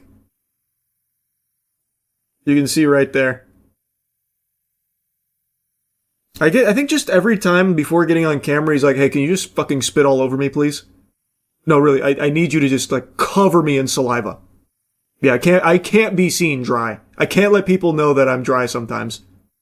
No, just fucking lick me like a dog. Not wet, shiny. No, it's wet. It's wet and shiny. He looks like a polished bowling ball. He's just oily. It's so he can fit back into his cocoon. That's a good point. I didn't even think of that. What is Peter trying to tell us? What is he trying to say? It's hard to decipher. He's very intellectual. Some of these complex topics just go over the heads of the layman. I don't want to watch a whole video on it, though. Just give me some more bite-sized Peter. He's too obvious to be the Antichrist because isn't he supposed to be liked and actually convincing? Oh, I don't think he's the Antichrist. No, he's definitely not. Because you're right. That'd be too easy. It'd be too clear. Way too on the nose. Nobody would be surprised. Are only podcasters allowed to talk about him? I guess so. It seems like it. He has to have a contract or something. Yeah, I also think I think he just chooses to do that. He just only wants to go on podcasters shit because they know his cock will just be infinitely sucked. Not really challenged would be my guess. It's just easier for him. Plus he can just stay super fucking sodden. He just gets to be in this perpetual state of grease. If he doesn't generate the oil, who will? That's a good point. You could probably take him like a fucking rag and get a lot of good liquid coming out. One of the Palantir guys said he wishes he could spray American citizens with fentanyl-laced piss with drones to sedate us. That feels like you've probably watched a fake video.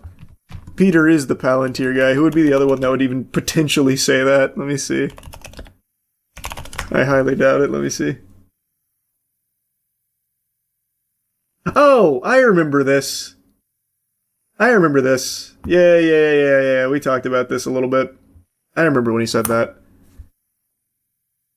Yeah. You're right. To your credit, you were right. He did. I completely forgot. The full interview's on YouTube, the Peter Thiel New York Times interview. Okay. He talks about immortality here. I want to hear his take on immortality. Please.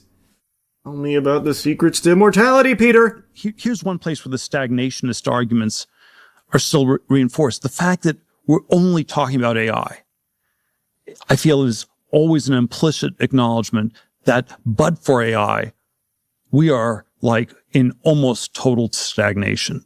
But the world of AI is clearly filled with people who, at the very least, seem to have a more utopian, transformative, whatever word you want to call it, view of the technology than you're expressing here, right? What? And you were mentioned earlier the idea that the modern world used to promise radical life extension and doesn't anymore. It seems very clear. Yes, it does. A number of people deeply involved in artificial intelligence see it as a kind of mechanism for transhumanism, for transcendence of our mortal flesh, and either some kind of creation of a successor species or some kind of merger of mind and machine. And do you think that's just all kind of irrelevant fantasy? Or do you think it's just hype? Do you think people are trying to raise money by pretending that we're going to build a machine god, right? Is it hype? Is it delusion? Is it something you worry about? It's reality. It's coming. You would prefer the human race to endure, now, right? Excuse me, I need to subscribe to my AI Jesus Companion app. Yes? I don't know. I would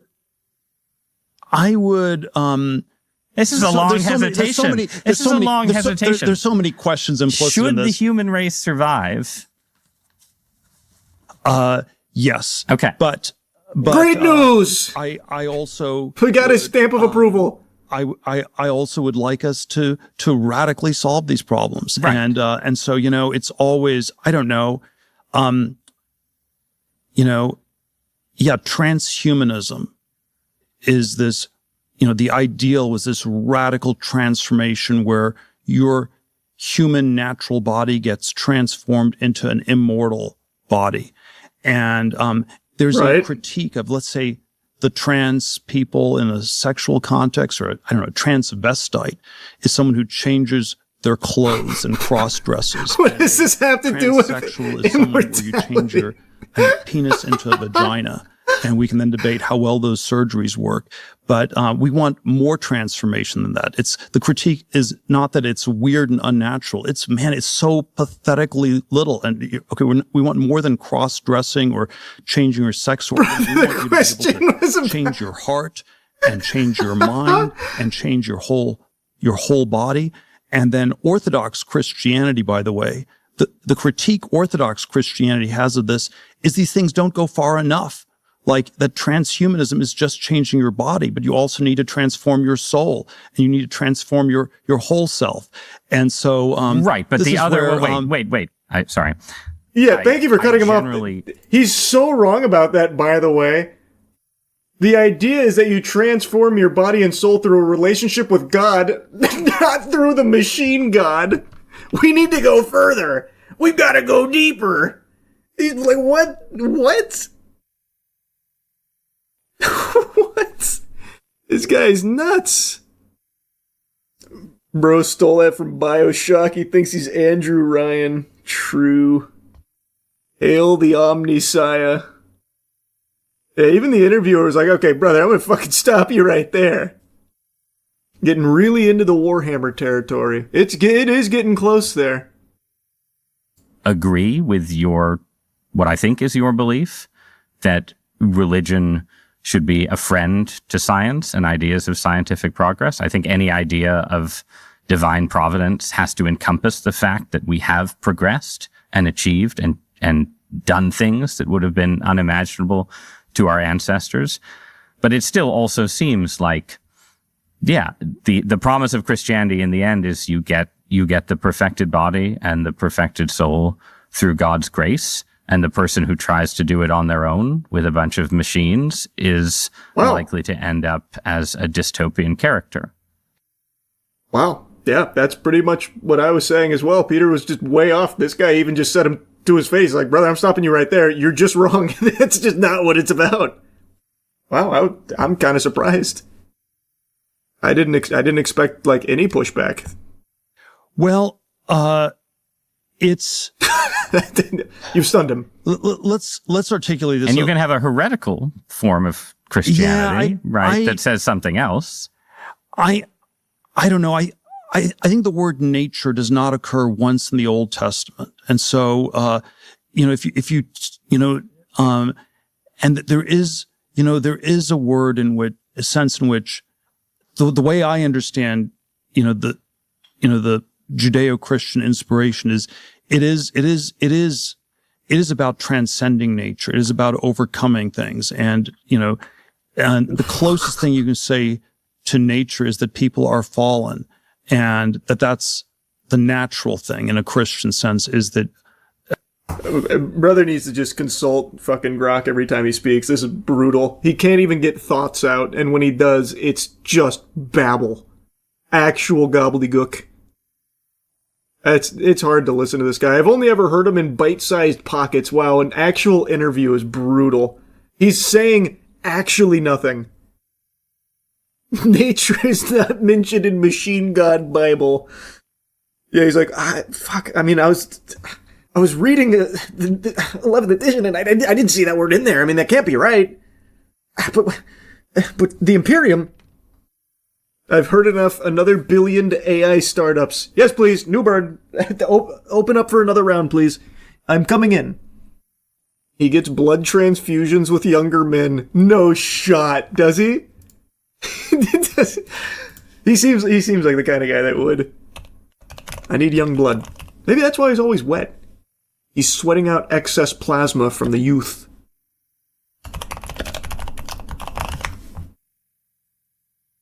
Oh, he does, apparently. Oh, wow. This dates back to at least 2016? Ambrosia. This is from 2017. The startup harvesting blood of the young. And what, this was a Peter company? Because that's what came up when looking up Peter and his fascination with young blood. Yeah. Wow, you're right. What the fuck? PayPal founders express interest in transfusions. Gawker, wow, this is old shit, even reported that he was spending $40K a quarter on regular transfusions from 18-year-olds. He and various other thinkers who radiate out towards the death-evading transhumanism movement are fascinated by heterochronic parabiosis. Heterochronic parabiosis. The sewing together of two animals in order to create a living chimera. Studies going back decades show the regenerative effects of one organism being joined to another. In the 17th century, Robert Boyle, of Boyle's Law, suggested replacing the blood of the old with the blood of the young. This guy's probably not the Antichrist. He's right, it's definitely somebody else, it's not Peter. He's evil Brian Johnson. Yeah. Like, I already knew about him and all the Palantir shit, so I already knew, like, he was an evil wacko, but this is a level I didn't know. This is pretty extreme stuff. I've been up all night again for the second time this week already. Insomnia is absolutely bending me over. Now that I've turned 31, all of a sudden I've unlocked the superpower of insomnia. And while I've been up, I've just been digesting things, learning things about, like, aliens and geodes because of, like, the life on Mars rock. And while I was perusing that, I saw the breaking news that they caught the man responsible for the assassination of Charlie Kirk. This is 22-year-old Tyler Robinson, and I'm pretty sure they actually got the shooter this time. In the beginning, there was a lot of hoopla because they brought in like 2 octogenarians claiming that it could be the shooter. It wasn't. This time, though, they absolutely got the right guy. He is definitely the shooter. He was turned in by his father. I'm pretty confident I don't need to explain what happened. I imagine all of you are familiar with it by now, but just in case, Charlie Kirk was on a college campus in Utah where he was inviting the audience to debate him on a variety of topics. And while doing that, he was shot in the neck and he died. It is fucking terrible. The videos are sickening. They are very gruesome. I don't recommend watching them. The gunman, now ID'd as Tyler Robinson, was positioned roughly like 200 yards away on top of a building, and he escaped for a little while. He jumped off the building. We have footage of all of this. I had planned on showing you some of the footage of Tyler Robinson, running away with the rifle and everything, but I mean, I guess it's worth mentioning why I'm not. I actually made this video like 3 or so hours ago, and when I finished rendering it, I went to my channel to find out I got a copyright strike from a news agency for using some of their clips when going over the topic of that doctor that would walk around his office butt-ass naked for a long time, had even ejaculated on a patient/employee, even called himself the Naked Doctor. I was covering that fucking wacko, and I used some of that news footage and got struck for it today. So I don't know if I'm allowed to use news footage here, so I'm going to refrain from showing any clips when talking about everything in regards to the Charlie Kirk assassination, because I want to make sure this video doesn't get taken down. I think this is something very important and something that I really want to talk about. Anyway, Tyler Robinson's father alerted authorities that he believed his son was the shooter they were looking for, and obviously the investigators followed up. They investigated and found sufficient evidence to conclude that this could very likely be the person responsible for the assassination of Charlie Kirk. They also found 4 bullet casings that were engraved with messages on them. So the one fired casing read, "Notices bulges, OWO, what's this?" Which is a furry meme. It's like one of those old, like, Tumblr furry memes, I think, about, like, nuzzles you rar, that kind of shit. He had other messages on the other casings, the ones that were unfired. So one of them said, "Hey, fascist, catch," and then had up arrow, right arrow, and then down arrow 3 times, which people were quick to pick up on as a Helldivers reference. Another one said, "Oh, Bella Ciao, Bella Ciao, Bella Ciao," which is apparently a reference to an Italian anti-fascist song.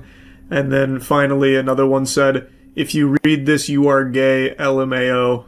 I think these engravings paint a pretty clear picture of a fucking cringe loser. This is a lunatic. This is a maniac. But according to those close to him, he wasn't like politically active or anything until recently, which I think sounds right.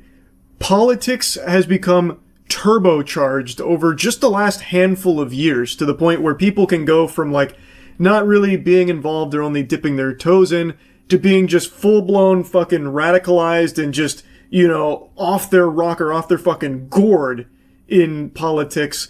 Like it is. Everything is just accelerating at such a scary, alarming rate. Something else worth mentioning here, the authorities were claiming that Tyler was communicating via Discord about this. However, Discord is coming out and saying that it found no evidence that the suspect planned the shooting on its platform or promoted violence.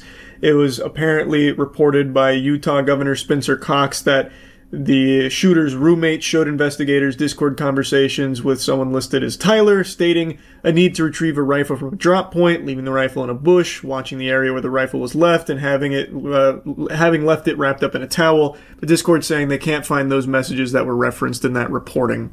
So that one is still a little shaky as of me making this video, but I thought it was worth mentioning here. Now, already outside of the obvious major conversation that's been being had here about political violence, there is now like another separate conversation that's starting to break through because of the engravings on the ammo casing.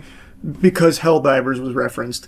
So now a lot of people are pointing the finger at video games, which is something that has historically happened in the past with people immediately trying to scapegoat video games as like the catalyst for a tragedy. This is a path that's been walked hundreds of times before, and I'm sure it'll be walked hundreds of times again. Do I think Helldivers had any role to play in this monster carrying out this assassination on Charlie Kirk? No, I don't.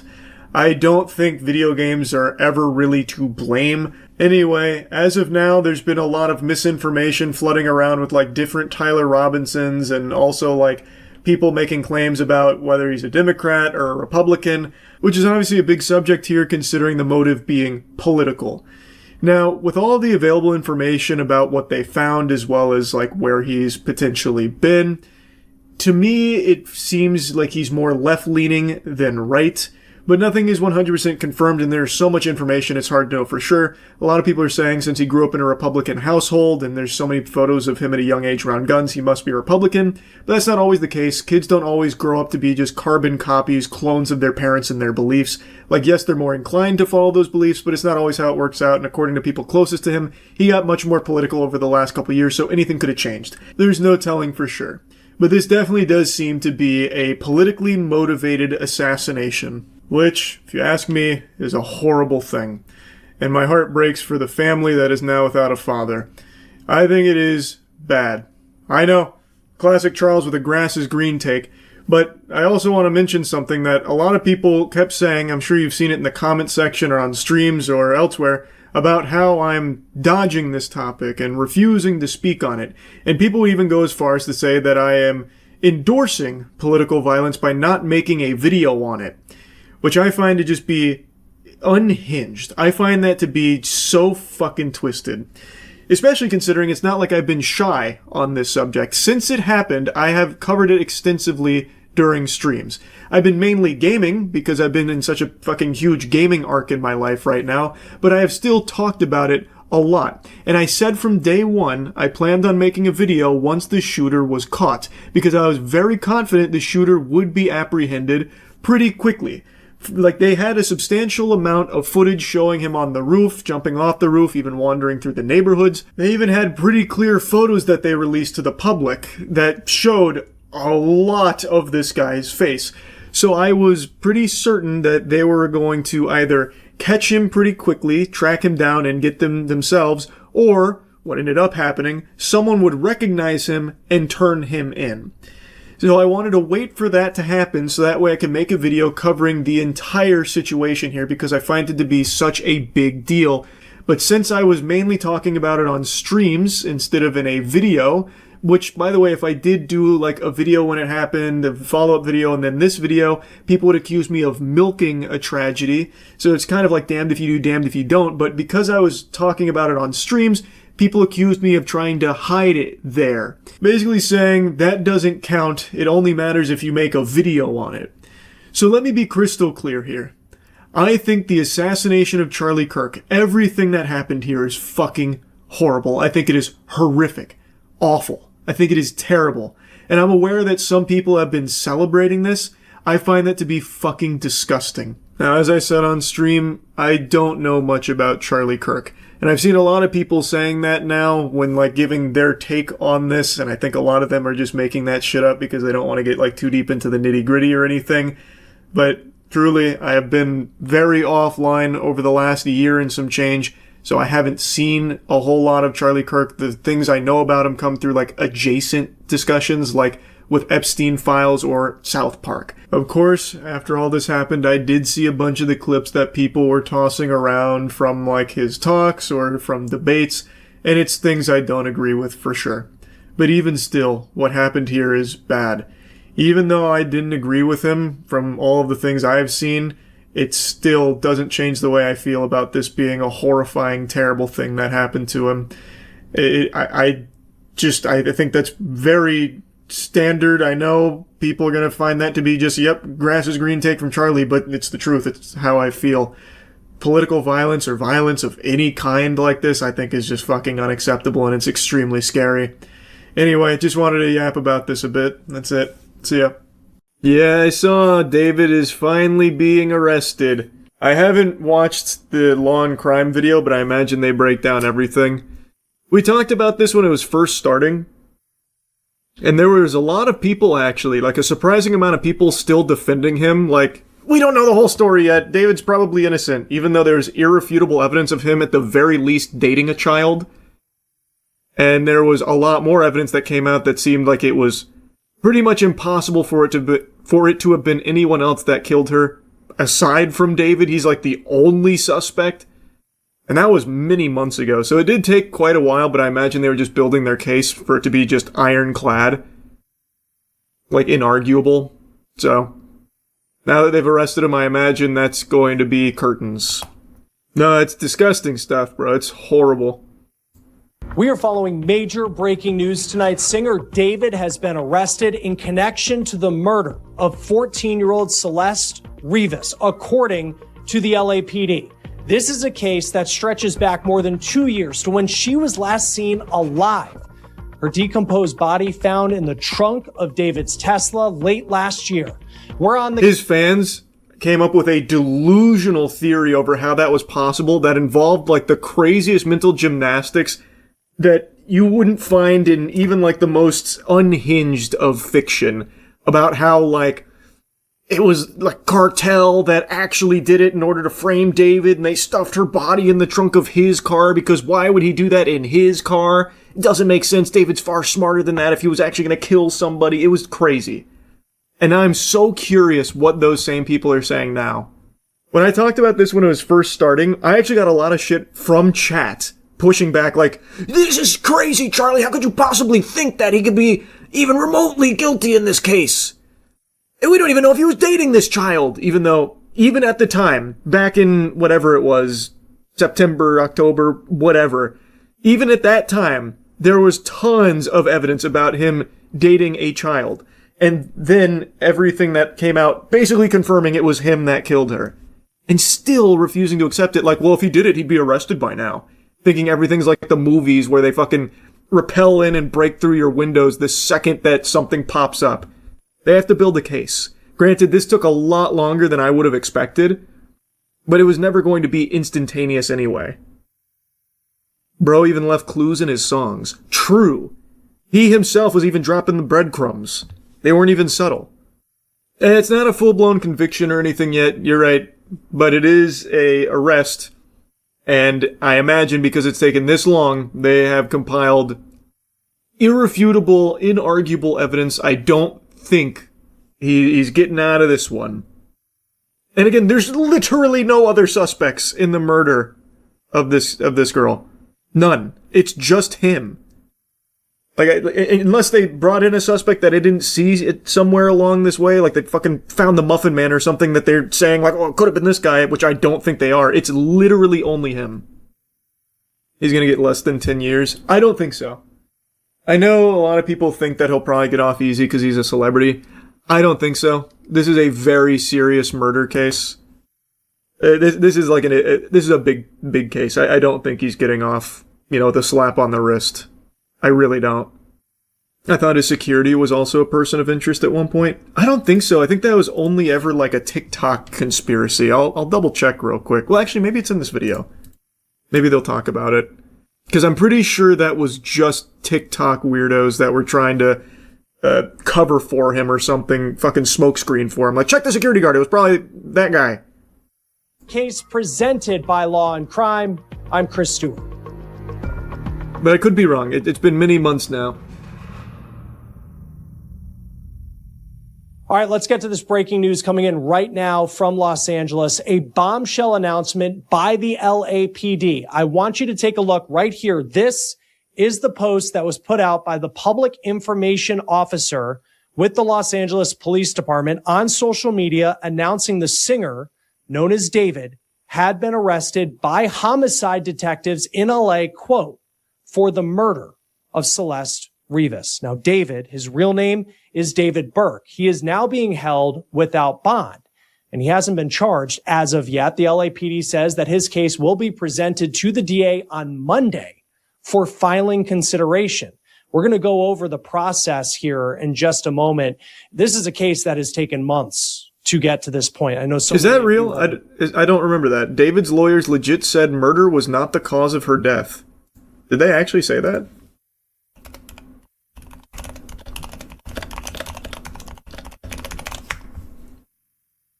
Wow. You're right. David's lawyers claim he was not the cause after homicide, saying... Here, hold on. Let me read through this and get the quote. Okay, no, not exactly what they said. I see where you're getting it confused, though.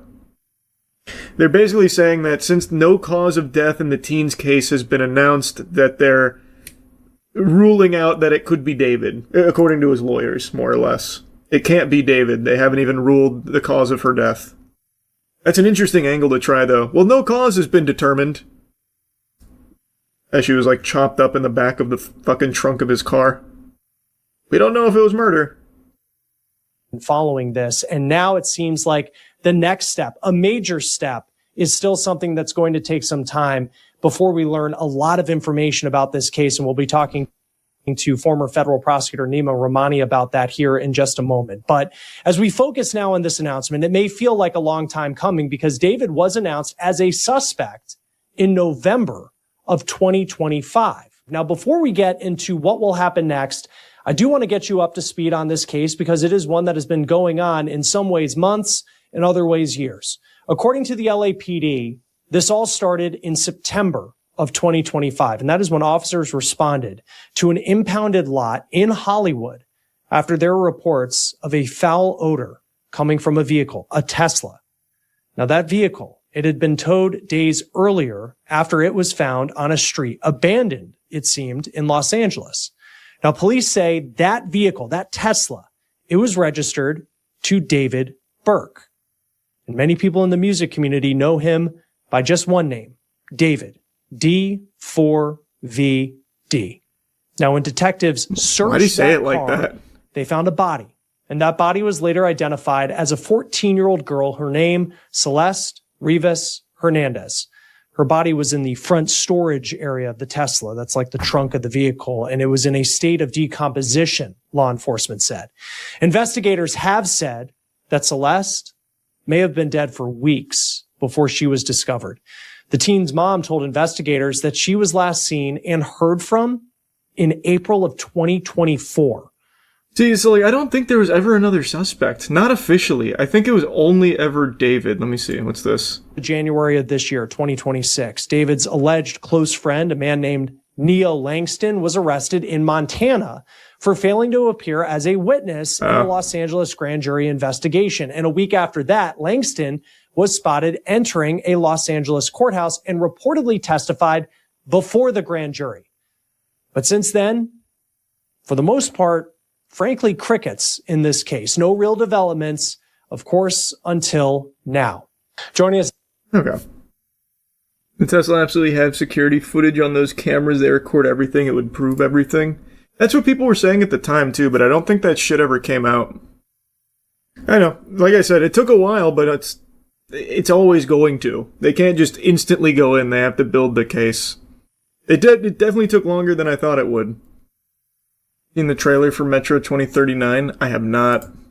I ask you, do you want to come out of the darkness and become a pure nation? I ask you, are you ready for great changes under the guidance of a great leader? If you are, then wake up and open the door for the noble right. Wake up, wake up, wake up, wake up.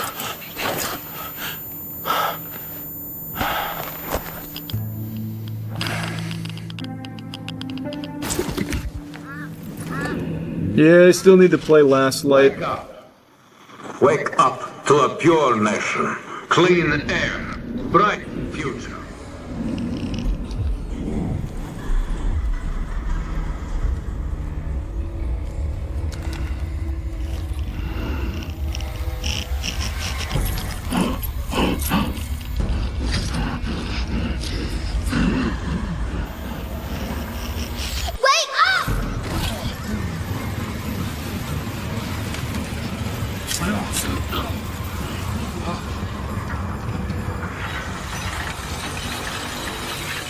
Metro Exodus is really good.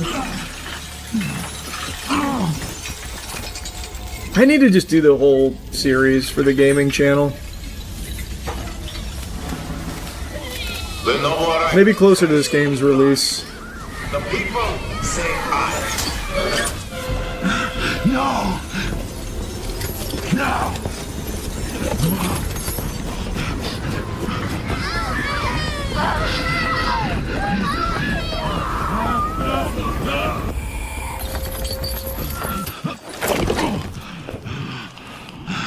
Fear not the enemy's threats, for the Führer under protection. Where are they taking them? Can you hear me? They do. We hear everything.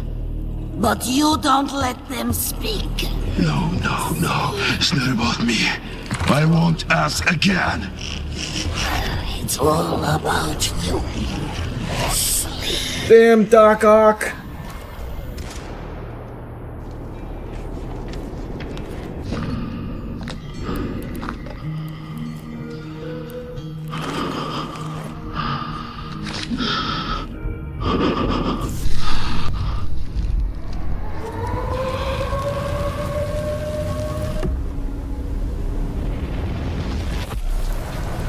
This trailer's super hype.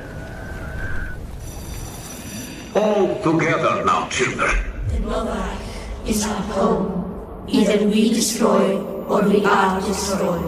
No one will want us if we die. Mercy is weakness. Our enemies have no pity for us.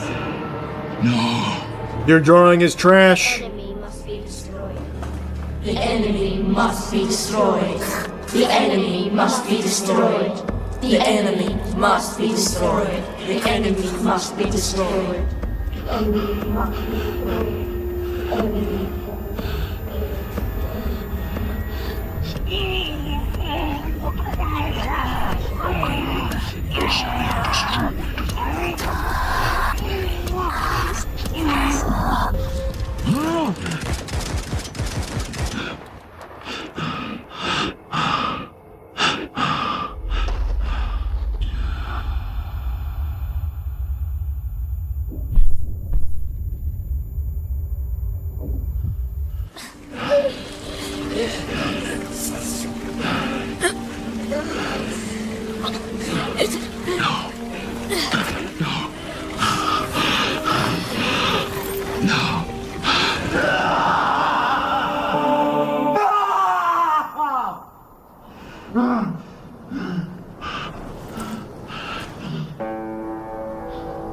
Man, the visuals in this trailer are crazy.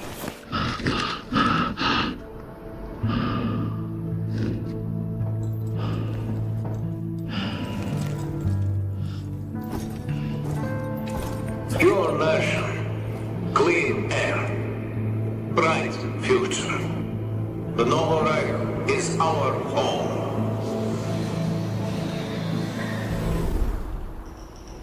They have gameplay in this? Do they really?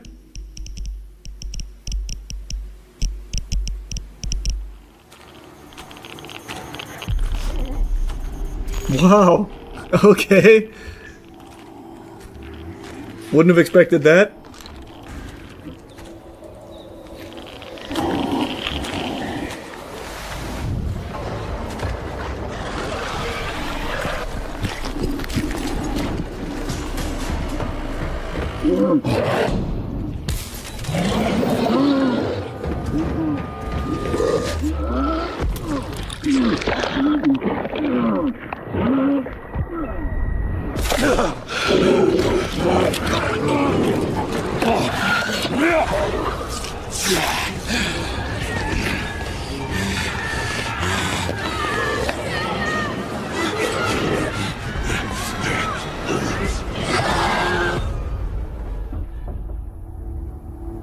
Well, I'm stoked. Yeah, I definitely need to play through the whole series.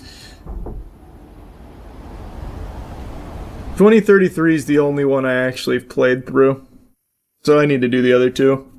You can always tell who is a Comcast or Spectrum customer just from the look in their eyes. this unmistakable sadness that's buried deep into the windows of the soul. This anguish at having to use such an irredeemably dog shit service like Comcast or Spectrum.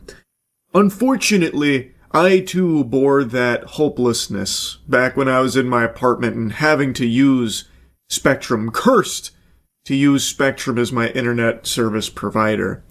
It is trash, at least in my neck of the woods. I can only speak for Tampa. It was horrible, almost unusable at most times. And I just saw a video on stream the other day about a woman who was calling to cancel her Spectrum services, and the rep started fighting tooth and nail to prevent her from doing that, and things got really heated for some reason. You see the girl who called to cancel her Spectrum Wi-Fi, and the rep on the phone went crazy. No? Why would the rep be going nuts? Can you just put me on hold? I don't want to anymore. My service is canceled. Why?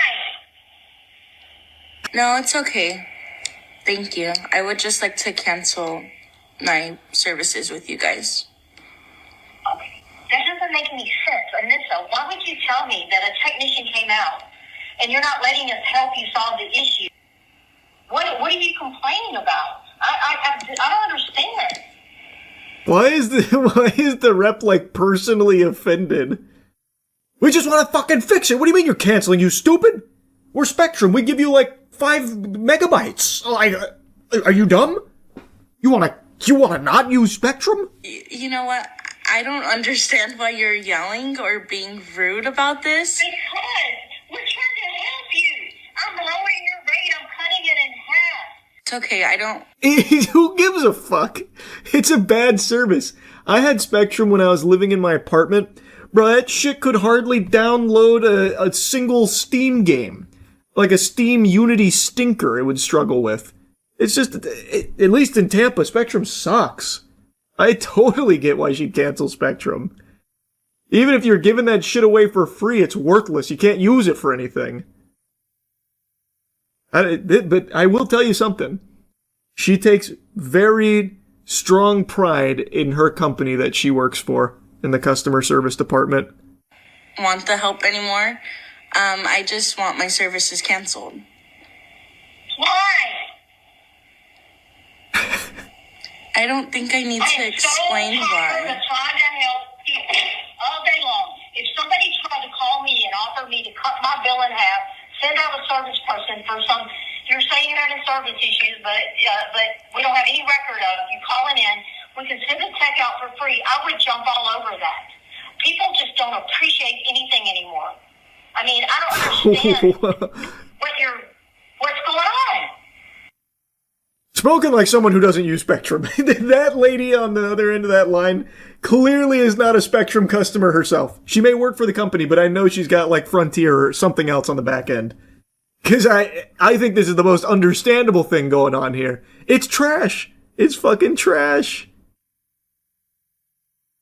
Our technicians can come out on Monday and Friday between 5:30 a.m. and 11 p.m. So Tampa stuff. I mean, yeah, like I said, I can only speak for the service in Tampa, but in Tampa, Spectrum is horrible. Make it make sense, please. That's okay. Please just cancel my service. Okay. I'm running this by my supervisor. You don't need my name. Okay. I've been spending over backwards to help you. Okay. Do you want to disconnect or not? This is not a game. This is not funny. I've been on the phone all day long listening to people like you. I am tired. Well, sorry that's your job. May I please speak with your supervisor? Your job, and you know what? My job is to help people. And I've been over backwards, and you were lying to me. You were rude to me. What is happening? I mean, I guess it's entirely possible in between these cuts. Maybe she was like goading the rep in some way, but I don't really see how. Because I feel like you can just stop it instantly by being like, all right, I canceled the service, and then hang up. Is it like a huge song and dance, like a ceremonious process to cut the cord with Spectrum? Because I didn't have that issue, and I canceled with Spectrum after leaving the apartment. it wasn't that big of a deal. Does she get paid more if she stops people from canceling? I don't know. I mean, if she just hangs up, the woman won't cancel it on her own. They need confirmation. No, I'm talking about the rep. I'm saying, I'm speaking for, like, the rep's reluctance to just, like, end it. Because all she has to do is be like, all right, I canceled it. You're done. Bye-bye. Like I'm saying, I guess it's possible that she was being rude to the rep at some point. But again, even if that was the case, she could have just canceled it and been done right then and there. I don't really get it. This is all just completely unnecessary and inexplicable. Because you're going to have to wait for a long time for my supervisor. That's fine. What's fine? Me waiting for your supervisor. Are you kidding me? What is your deal? What are you complaining about when you want to disconnect? You don't want to stay with Spectrum. So why do you want to complain? Why do you think you have the right to do that? I do have the right to do that. Oh my god. You don't like our company. So why do you think you have a right to complain? And just disconnect you can just move on and go on, and move on since we're so horrible as a company that you want to disconnect.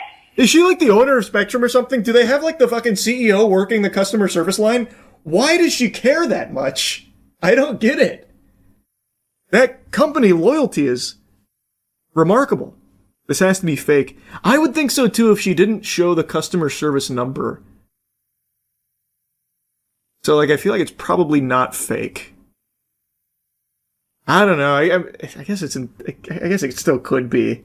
This is what it feels like to cancel a gym membership. Yeah, I know it's become like a big like meme, but I've never had an issue with that at the two gyms that I've canceled memberships at. But maybe it is like that. You want to cancel the membership? You got to come in here and fight our biggest guy. Good luck. Yes, I'd like to disconnect. And I'd also like to speak with your supervisor. Okay. Anissa, what do you think you're going to get out of this? I don't need to get anything out of it. I just need to speak with your supervisor. Then you don't need to speak to anybody then. Can you just put me on hold? I don't want to say that, and I'm going to disconnect you, and I'll never talk to you again. Let's just do that, okay? Please let me go. I get off in 5 minutes. No, I'd like to speak with your supervisor. You're not going to. Like I said, you've got 14 days from today, and I wish you well. Do you have any other questions? Yes, to get transferred to your supervisor, please. Jesus. She hung up! Oh, the service got canceled. That was just, that was spiteful at the end there. But yeah, that song and dance did not need to go on too long. I don't understand why the customer service rep cared so much. You think you're so slick, huh, keeping secrets from me? You thought I wouldn't find out about one of the biggest flops of 2025? You thought you could bury that information without me unearthing it in order to huff the fumes of a Concorde-level failure? You imbecile! Perhaps I'm being a bit gung-ho comparing this to a Concorde-level disaster, but this flop we're about to discuss is a really catastrophic one. And I hadn't heard a peep about this until I just happened to stumble across an article going over it today. That is how under the radar this one has managed to fly, even though presumably millions of dollars were spent on marketing it and developing it. It comes from Amazon, that is the publisher of the game. Raise your hand if you've heard of King of Meat. Anyone that put their hand up I know is a liar. I don't trust you. Go fuck yourself. You're tacky and I hate you. In classic video game industry delusion, some of the executives here at the higher level of the studios behind King of Meat were expecting this game to be pulling 100,000 concurrent players, but unfortunately, reality was a cruel mistress. She came through and slapped the fuck out of them. They couldn't even get a tiny whiff of 4 digits because this game peaked at 320 during a free weekend. King of Meat is typically a $30 game. It's $30 right now. And that's what I paid in order to play this. Anytime I have a chance to be part of history for like these kind of unbelievable bombs, like these absolute septic tank explosions of financial ruin, I have to spend my money to at least be there, put boots on the ground to experience it. So I did spend $30 to play King of Meat to see if it really is just fucking terrible, and that's why no one played it. I've got a whole video of it up on my gaming channel, Moist Critical Gaming. Go subscribe, go check that shit out.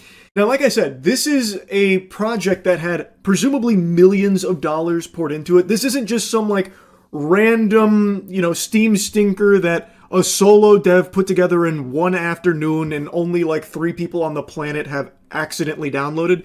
This was a big production that they put a lot of oomph and elbow grease behind. The biggest being a dedicated Mr. Beast video. On Mr. Beast Gaming, he did an entire YouTuber challenge, beat this game, win $250,000. With 7 million views, he posted it 2 months ago, and it's all to promote King of Meat. He brought out a bunch of YouTubers to exclusively play King of Meat and win money, and it is an expensive production and set they put on here, all to try and get people to flock to King of Meat. They thought by getting Jimmy Beast on the horn for a dedicated video, it would put so much motion behind this project, but unfortunately, it's doing the Black Beetle challenge right now. There's no motion in sight. There's not an ounce of movement. And I can't even imagine the price tag that this must have cost them. Like, I can't even fathom what an integration would cost in a Mr. Beast video, let alone an entire dedicated video for it. Like, that has to be in the 7 figures. This is like a Super Bowl commercial to these companies, no doubt. So to put that much money into King of Meat and not see even a single crumb, not a morsel of return on that, holy shit, that is brutal. It's actually pretty interesting because now I'm really wondering, what kind of return do companies see when buying slots on Mr. Beast content? Because we have very easily accessible data when it comes to King of Meat. Like, even looking in the comment section of the 7 million view video that he posted, which is exclusively an advertisement for this game, people seemed excited about it. Like, they seemed like they were interested in it, that it's a well-received video, and not a single one of them seemed to have picked up the game themselves. It's pretty interesting. But maybe you could chalk that up to maybe it's just not their cup of tea. Maybe Mr. Beast Gaming doesn't have an audience of meat maniacs ready to go spend 30 clams on this product. Or maybe Mr. Beast audience just kind of likes to eyes glaze over and just watch all the flashing colors in the stimulation and maybe don't want to engage with whatever is being advertised there. Also entirely possible. I just find it so interesting because, like I said, I can't even imagine how much this must have cost. Now, this is an Amazon published game, so it's literally chump change to them, even if it is in the 7 figures. It doesn't matter to them. But I'll tell you who it does matter to is the actual developers behind the game. Because according to the article, Glowmade Games, the studio behind King of Meat, is looking like the workforce will be suffering layoffs here. There's been word of layoffs confirmed by multiple Glowmade employees on LinkedIn that come just a couple months after King of Meat's lackluster performance. So it's looking like there's going to be an unknown amount of employees that will no longer be working at Glowmade because of how poorly this has done. And there was apparently even discussions earlier about voluntary redundancies that would impact about a dozen people. It's all a little up in the air, but it's looking like because this game has done so poorly, they're going to be cutting a lot of team members, which I feel bad for everyone that's going to potentially lose their job from this game not performing well. And I think a lot of that falls onto leadership's shoulders. After playing the game and even just looking at like the Mr. Beast video and their ads, I could tell you this was never going to reach 100,000 concurrent players off rip. It's too corporate. This is a game that doesn't have the same feeling as the other like big party games that people actually are hooked on or immediately, bit onto the nipple of. This is a game that does feel like Suits kind of trying to play a formula and capitalize off of how big these friend party games have become, this niche. It doesn't have that same feel to it. And after playing it, I can tell you it's not a bad game or anything, but there's nothing in here that I feel like would ever have me go back to it. Like, I would never choose to play King of Meat over any of the other, like, really fun party games and friend games that I play with my buddies. This feels like a game that would have released on the old Xbox 360 arcade that you'd play maybe one time with a friend of yours and then you both just say, like, let's just do Castle Crashers or something instead. This isn't a game that I think they should have ever had that kind of expectation on with these huge fucking shoot for the stars to infinity and beyond fucking Buzz Lightyear style predictions of like 100k concurrent players. That just sets up the entire team for failure, and I feel like if they had just had it be more realistic, well, maybe then they wouldn't be looking at layoffs. They could have calibrated the budget, calibrated the marketing and everything to account for that. But, you know, they went hog wild buying a Mr. Beast dedicated video and shit like that. And a Mr. Beast partnership. He has an entire, like, dungeon in the game that you can play, which, like I said, I couldn't even get enough people in a game to play, so I ended up having to solo it myself. I'll go ahead and put that footage here, I guess. But the thing is, this is one of the biggest flops of the year, and I haven't heard anyone talk about it yet. I had to yap about it. It is fucking fascinating. Mr. Beast Dungeons! What? I see Mr. Beast. Let's do it. Any Mr. Beast meters?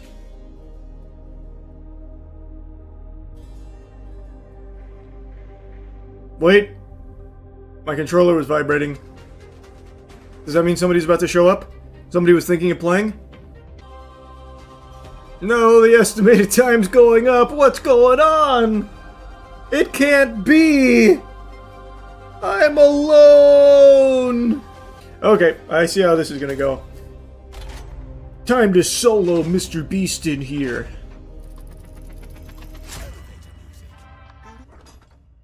Is Jimmy gonna talk to me? Hello, viewers. I'm your host, Curved B. I probably couldn't afford to have Mr. Beast do any VA for it. Only two options. Little dynamos, this lot. Yeah. I can do this. Clean. Smash that stuff. Clean. Ooh, close. But I'm in the perfect rotation right now.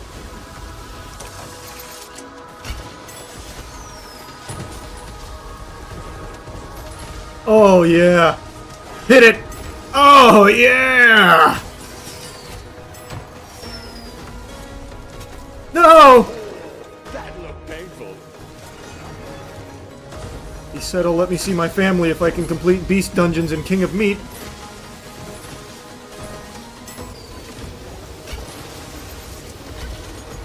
Oh, just when you thought he was out of tricks.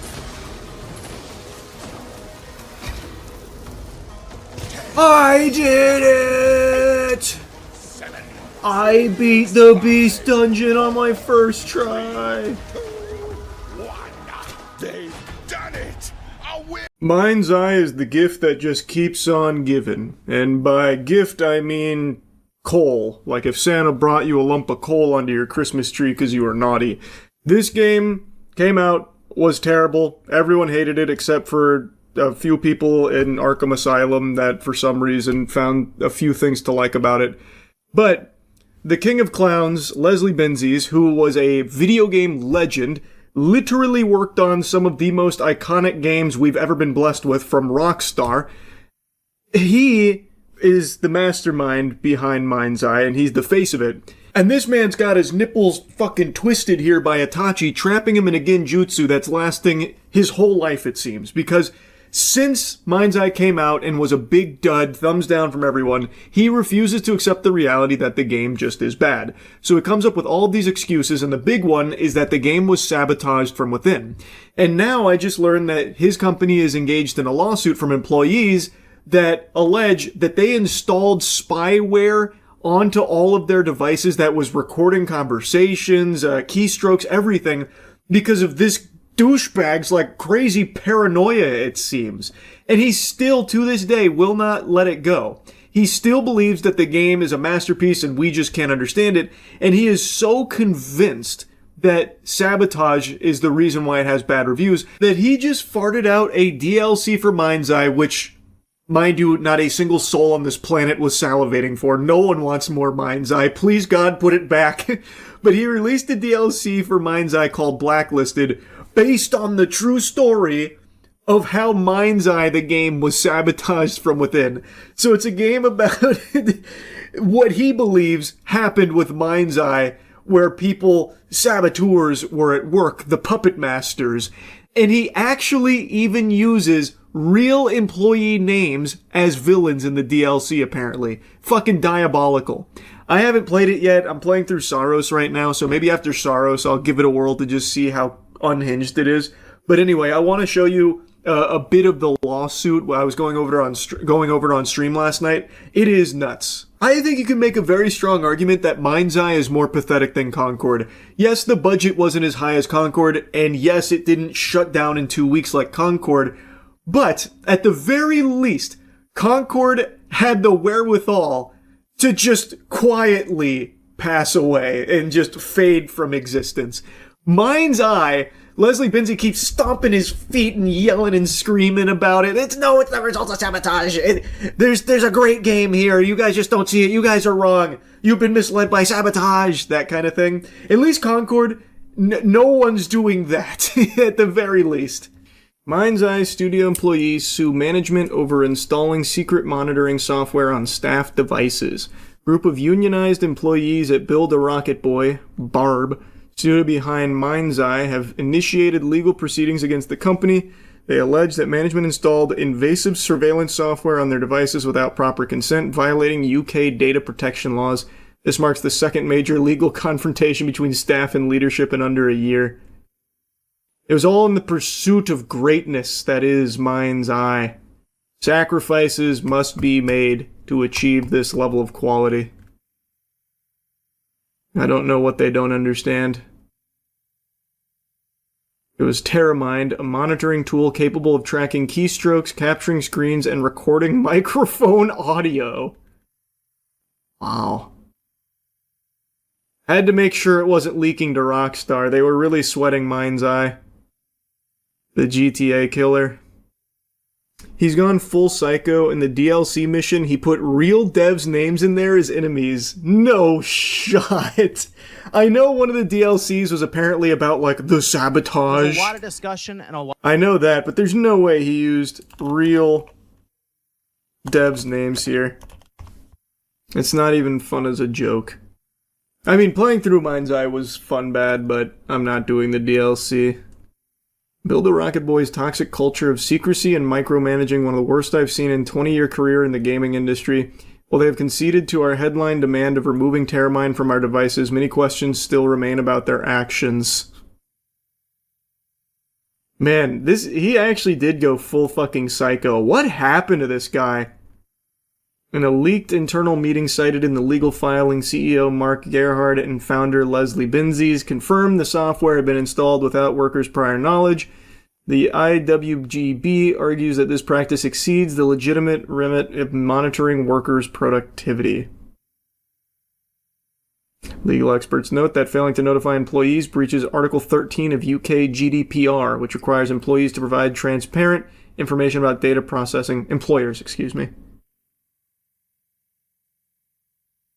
He used to be a legend. Leslie did used to be a legend. Now he's a fucking paranoid clown. He still maintains that the reason Mind's Eye flopped was sabotage. It's so wild. He worked on, like, every Rockstar game, by the way. I know. The first thing that comes up, I was trying to just make a tab to remind myself, but then this article is the first one that comes up about how it's sharing evidence of the sabotage. Crazy. Oh yeah, here it is. He really is committing to it. We will use these people, these names, and these facts for our own fun. We're gonna put some of these names into our upcoming spy mission. What a freak. You made a shit game. It's not saboteurs, bro. Your game is ass. Holy delusion. Oh my god. We've got very strong evidence of this and conducted quite thorough investigations over the months since launch. We've identified parties involved and announced with the authorities both in the UK and US to deal with. You installed surveillance hardware, surveillance spyware into your employees' machines illegally and are getting sued for it. What evidence could you have possibly gathered other than your employees saying, man, this shit is trash, but I need my paycheck, so I gotta work on it? Like, that's gonna be it. If anyone's doing the sabotage, it's him. He actually think there's gonna be fucking arrests. We'll leave it to them to do what they do, make their arrests, or any announcements in due course. I think we're not saying anything further at this stage on that. We'll just let the natural course of justice take its path. I am so curious to see what evidence of sabotage they have. Maybe I will play the DLC. I am beyond curious what sabotage he thinks happens. Because he played the game. He's like, yep, this is it. This is the game I want to ship. This is the game I want to charge fucking $60, $70 for, whatever it was. I forgot now. This is the one. He played it. He didn't say, man, this game is shit. Don't play it. I can't release it in this state. Sabotage has occurred. I can't release it. He played the trash. And now he's grasping at straws. You play Kingdom Hearts for the gaming channel? Maybe 1 and 2, but I'm never touching 3 again. 3 is terrible. It's the mind's eye of Kingdom Hearts. So I decided to look at a Let's Play for Blacklisted just to get an idea for what they were going for here and how it tied into the story they wanted to tell about their perceived sabotage, which again, I have seen no proof of. Leslie Benzie has hinted that it was Rockstar sabotaging them from within. He said that, hinted at that previously, like alluded to it, but I've seen no evidence of anything, not even an iota, not even a morsel of evidence to confirm that theory. The game's just bad. Like, full stop, it's just bad, and they had to have known it wasn't very good before they shipped it out, but they still shipped it out with all of its problems. But anyway, I'm getting sidetracked. I checked out Let's Plays for Blacklisted, and it's only like 30 or 45 minutes long. There's one guy beat it in 31 minutes, someone else beat it in 45 minutes. I thought it was going to be a huge content drop, but it's not. It's like a tiny tiddlywink here. Granted, they also did like some bug fixes to the base game, but the way that this was portrayed, I thought this was going to be like a, multi-hour, mission that goes through this elaborate story of sabotage. And from what I was watching, it like doesn't even really do that either. It like loosely says this company is being attacked from within as well, from a ring of rich saboteurs. And then apparently there's even like a jab at Rockstar buried somewhere in there, but I haven't found that. I've just seen people claim it. So I don't know if that's true or not. But from what I was watching, it doesn't even really touch on anything that Leslie Benzies has alluded to with the sabotage. So the whole thing is a fucking mystery to me. I don't know what is being smoked over there by Leslie, but it's some strong stuff. Anyway, I had to yap about this. I might try the Blacklisted DLC after Saros. We'll see. If I think it could be fun bad, I'll give it a whirl. But anyway, that's really about it. See ya.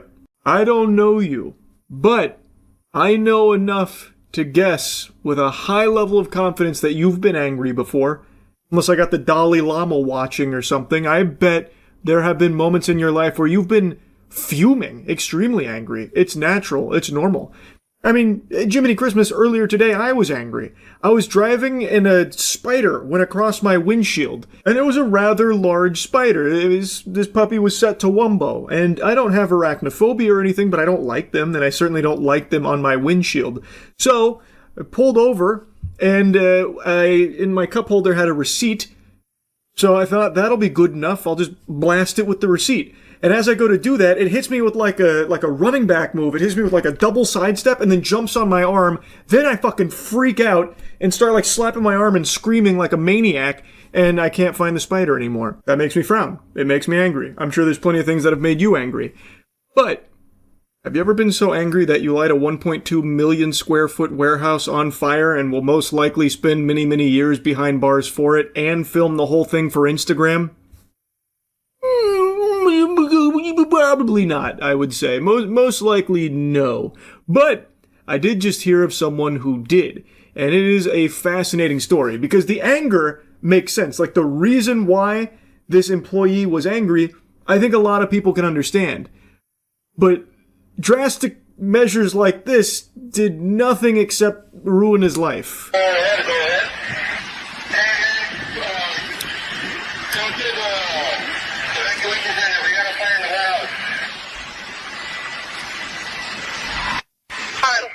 Should have paid us enough to fucking live.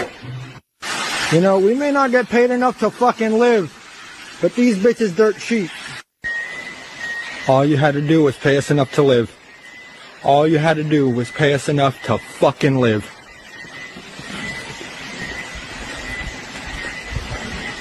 All you had to do was pay us enough to live.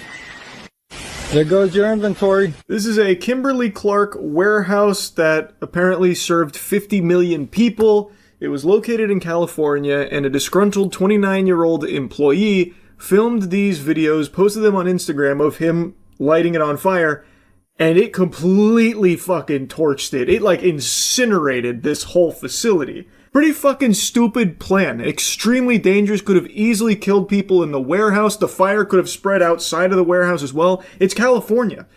California fires, like, that spreads a lot. This could have caused so much more damage, destruction, and death in this, like, raging inferno that he created here. Again, thankfully, nobody was injured in that fire. No firefighters or none of the employees. They were all evacuated safely. So, Nick, we should note you were just listening in on that news conference. That's why we couldn't go right to you. So this employee, a 29-year-old, did they say what he did there at that plant?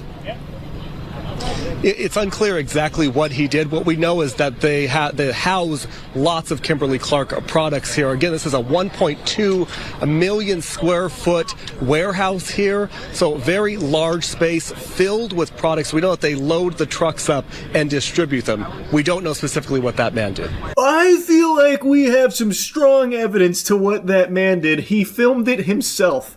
I'm surprised it wasn't streamed on Kick.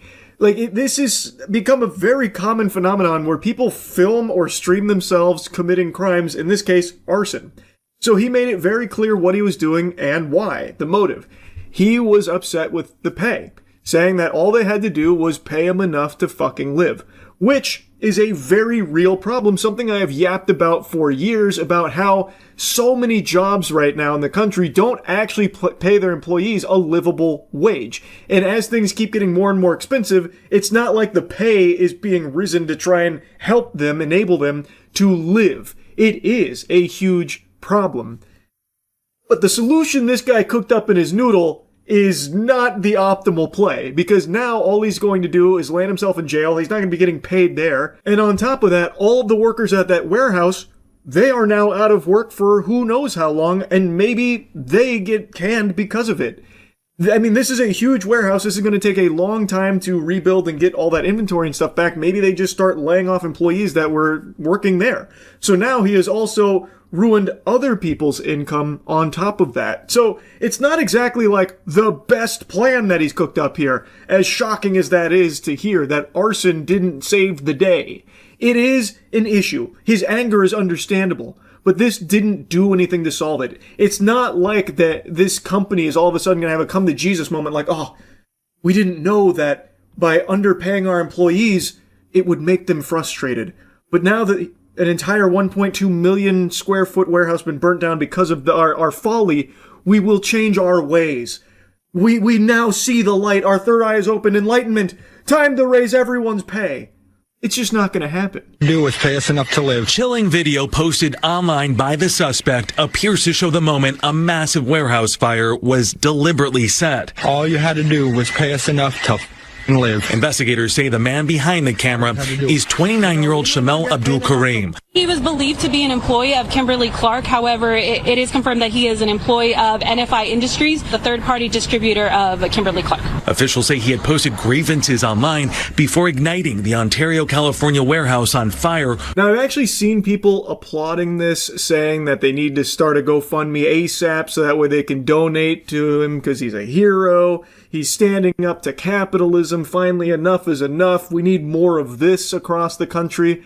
That's fucking ridiculous. That's like actual dangerous, stupid brain. Like, people are saying, oh, wah, wah, wah, crying over all this lost product from, billion-dollar corporation, that kind of thing.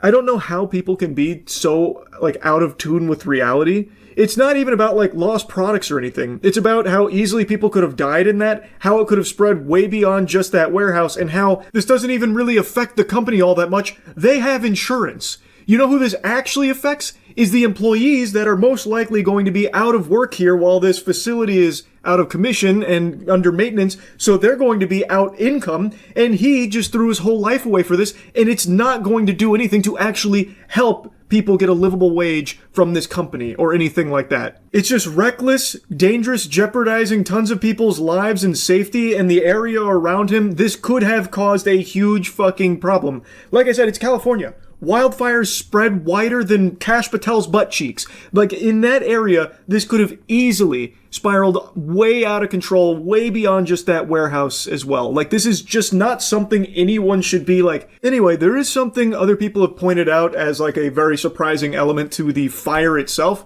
that a warehouse of this size housing this much supply, apparently this accounts for like 3% of West Coast volume for toilet paper in particular, from what I was reading. I don't know if that's like confirmed or how true that is, but it is a huge facility that houses a lot of paper product. And one thing people were noting is that the fire suppression system didn't really do a whole lot to stop this. And I was doing a bit of digging because they definitely have a fire suppression system. I don't know if they like maintain it, like maybe it was malfunctioning. From what I read, it apparently was working. But because he started multiple fires in multiple locations, it just wasn't effective at stopping the spread. So that's how it was able to get so out of control. And also, apparently the alarms were working because they were able to get the employees out. So I do feel like the systems were functioning how they were supposed to. It's just must have started a lot of fires that overwhelmed whatever system they have there. Or maybe they just don't have the best system there. I couldn't tell you, but I saw this earlier today, and I just had to yap about it. It was fucking crazy to see. And the fact that he filmed all of it, gathered his own evidence against himself, and freely posted online, that's become so common now. People love to film their own crimes. And this is probably like the biggest display of that I've seen so far. Anyway, that's really about it. So, yeah. Last year, the world was plagued by what is potentially the worst film ever made, War of the Worlds starring Ice Cube. And what if I told you the producer of that abomination, that affront to God, just directed a new film for Amazon called Mercy? Well, I guess it's not for Amazon because it's in theaters right now. It's distributed by Amazon MGM. And now, after experiencing the cinema that is the style of Timur Bekmambetov, I can tell you with confidence, this guy's got it. And by it, I mean terrible fucking movies to his name. Timur Bekmambetov, and I'm not sure if I'm pronouncing his name correctly, but he has been in the film industry for an extremely long time. I went through his IMDb on stream, and he has produced some bangers, like 9, or Wanted, like some classic films. He has been behind them for a long time. So at one point, he did have an eye for quality, but I guess over the last 10 years, he decided to close his eyes, because now we're getting shit like War of the Worlds and now Mercy. I don't know what's changed or what's happened. What I will say, however, is that this film is a significant improvement to War of the Worlds. But then again, War of the Worlds can make even the Borderlands movie look like it's a fucking Nolan film, so it's not exactly like the highest praise, but truly Mercy is better than that, at the very least. I would even go as far as to say the first like 30-ish minutes are genuinely pretty entertaining. Like, it's a very simple concept. There's an AI judge, and Chris Pratt is now standing trial. He is a detective who actually helped kickstart this Mercy program, that's the name of it, where an AI will look at the immutable facts in order to pass judgment and execution on those who are guilty. It's the judge, jury, and executioner, and it is there to reduce crime, which has spiraled out of control, so now they have the Mercy program to keep people in line. And now Chris Pratt is in its clutches here for the murder of his wife. And he has 1 hour and 30 minutes to try and prove his innocence. Now, when I first watched the trailer, it actually looked like Chris Pratt didn't put any effort into it all, like he was just in a fugue state taking a paycheck. I will say, in the actual film here, he does try. And he does, I think, do a pretty solid job with this character who just found out his wife has been murdered, and now he's about to be executed for it because they have so much evidence that places him at the scene and places him as the killer. And now he's got to find a way to try and argue his case and compile new evidence and try and find who the actual killer is. In the trailer, I feel like they took his lowlights, like they actually just took his weakest moments from the film and used it as promotional material. Because again, in the actual film, he does a fine job, minus like some really rough scenes at the end. The entire third act of this film is actually just extraordinarily silly. Anyway though, this film is shot in similar fashion to War of the Worlds, where we are watching everything unfold through videos that are compiled through like cell phone footage or security camera footage or drone footage. Very much like what they did in War of the Worlds, but it seems like the budget here was a little bit higher, so the CGI doesn't look like it's straight out of fucking GeoCities from the late 90s. So it definitely looks visually a bit better, but not by a ton. There are a few explosions here towards the end of the film that genuinely look like video game cutscenes. Like, I don't know what's going on with the CGI here for these movies right now, but my god, some of the visuals were like actually bad. But for the most part, it was much better than War of the Worlds. But anyway, if you have seen Chris Pratt's movies and ever thought he moves around too much, well, let me tell you something. He doesn't move an inch in this movie. He is strapped to a chair for the entire fucking thing, save for, like, the very end. We're gonna be getting into spoilers here, because I have got to talk about some of the wackiness to this film. Now, like I said, the first 30 or so minutes were actually pretty solid. It was setting up an interesting mystery with a damn near insurmountable task of trying to prove that you weren't the killer despite all of this evidence from a near omniscient AI that has every single fact at their fingertips.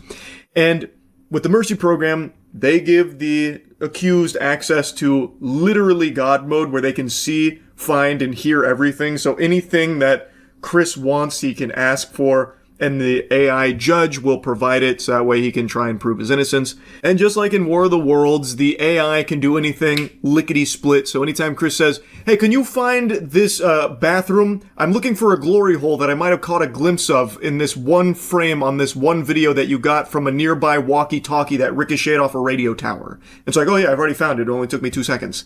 It's like, okay, whatever. But that's fine. I don't have a huge issue with that. It's like silly, but whatever. It moves things along and lets the investigation get steam. But there are just some moments where it's genuinely laughable, the capabilities of the AI, where Chris can just be like, hey, my neighbor's got a bird feeder cam. Can you go ahead and pull that up? As if that would, for some reason, be something that it'd be readily available and easy to access. But the AI judge is like, oh yeah, I've got it right here. Looks like the internet went out though, so it's going to take me a little while to rebuild the video archive. And it's like, okay. It takes her like 3 or 4 minutes or something. It's like, oh yeah, I think I heard a fart on this one piece of audio here from the murder scene. Can we reverse this fart here and find out whose butthole this was squeaked out of? And it's like, yeah, I've got that. And like, that's actually like a core part of things, not a fart in particular, but there is a photo that is torn in half, and Chris notices that there are 3 fingers from somebody that are in the photo. And Chris says, can you find out who those fingers belong to? And the AI is able to run the database of every single fucking person's fingers on the planet and somehow find an orphan that was a child in the photograph. And like, oh yeah, this is who it is. Which was a key piece of evidence, by the way. So like, it is a little over the top, but I also don't care that much because the whole thing is just kind of wacky in that way. But anyway, the film is very, very, very, very predictable. I think anyone will watch this and know exactly who the real killer is. Because shocker, it's not Chris. I think you'll piece it together pretty much immediately. But then they start pulling out crazy ass pulls. Like, I mean the craziest ass pulls in the third act. But I don't even want to get to that yet. I want to talk about the journey even getting there. So, Chris has got a partner, Jack, who he really trusts. He's also got a AA sponsor, Rob, who he really trusts. So he's trying to utilize them to help prove his innocence. Jack becomes like the main one he communicates with. So he basically keeps sending her out in the field to try and like do this and that to try and compile more evidence for him. And she has like a hover bike. So she scoots around on the hover bike and holy shit does it look bad. Actually looks like YouTube skit quality anytime you see her on that hover bike flying around the city. I don't know what they were thinking. They should have just like had her teleport or something at that point because it is so fucking goofy when she is on that hover cycle. But anyway, so he's sending her on those like odd jobs to try and like interview people or try and like search crime scenes for certain things, this and that. And through this, we learn that his wife was privy to a scheme at her business where one of her workers was stealing product and maybe using it to distribute drugs, something like that, to make money on top of all this very shady dealings. He uncovers this big conspiracy, this big plot. I'm fast forwarding through a lot here, but trust me, it's very good. Chris also eventually admits to being an alcoholic, and he had a huge argument with his wife the day she was murdered, and also a whole year leading up to this murder. Their relationship had soured. There was even talk of a divorce. Chris was very aggressive, even like slamming a knife one time, grabbing stuff out of her hand. And on the day she was murdered, Chris went to work and then inexplicably drove back home, broke the Ring doorbell in a fit of rage because he found out his wife took away his secret booze stash in his car. So then he closes the door, goes in, they argue for 26 minutes. He leaves, his daughter comes home, finds that her mother has been murdered. And the last words from the mother, which is on body cam when they're asking, as she's like fading away, shedding the mortal coil, they're like, who did this? Who did this? She says, Chris, which is never addressed again.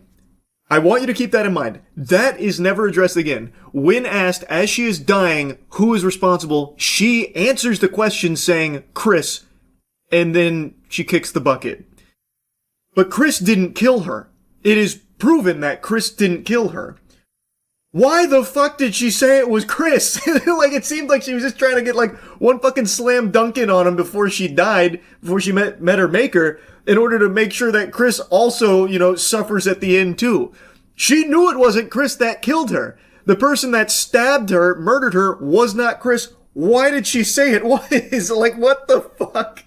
Like, I tried to be like very charitable, like, oh, maybe she was about to try and say like, it wasn't Chris, but she didn't get the first part out, or she was trying to like, say, Chris, I love you, or something on the way out, but none of that comes up. It is actually never addressed again why she would say it was Chris when it just wasn't. That is crazy. I won't bore you too much with like the middle stuff and all that, but when we find out who the real killer is, we learn that the killer was one of her work associates, the one that was stealing the product to maybe distribute drugs, and decided to murder his wife, Nicole, because she found out, wasn't really willing to play ball, and also there's a very close personal connection to Chris from the real killer.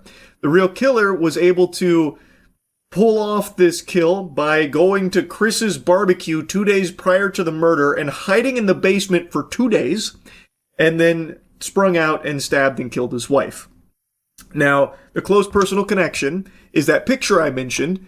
Well, that kid with the 3 fingers was actually the brother of the real killer, and that brother was someone Chris sentenced to the mercy program where he was found guilty and wrongfully executed.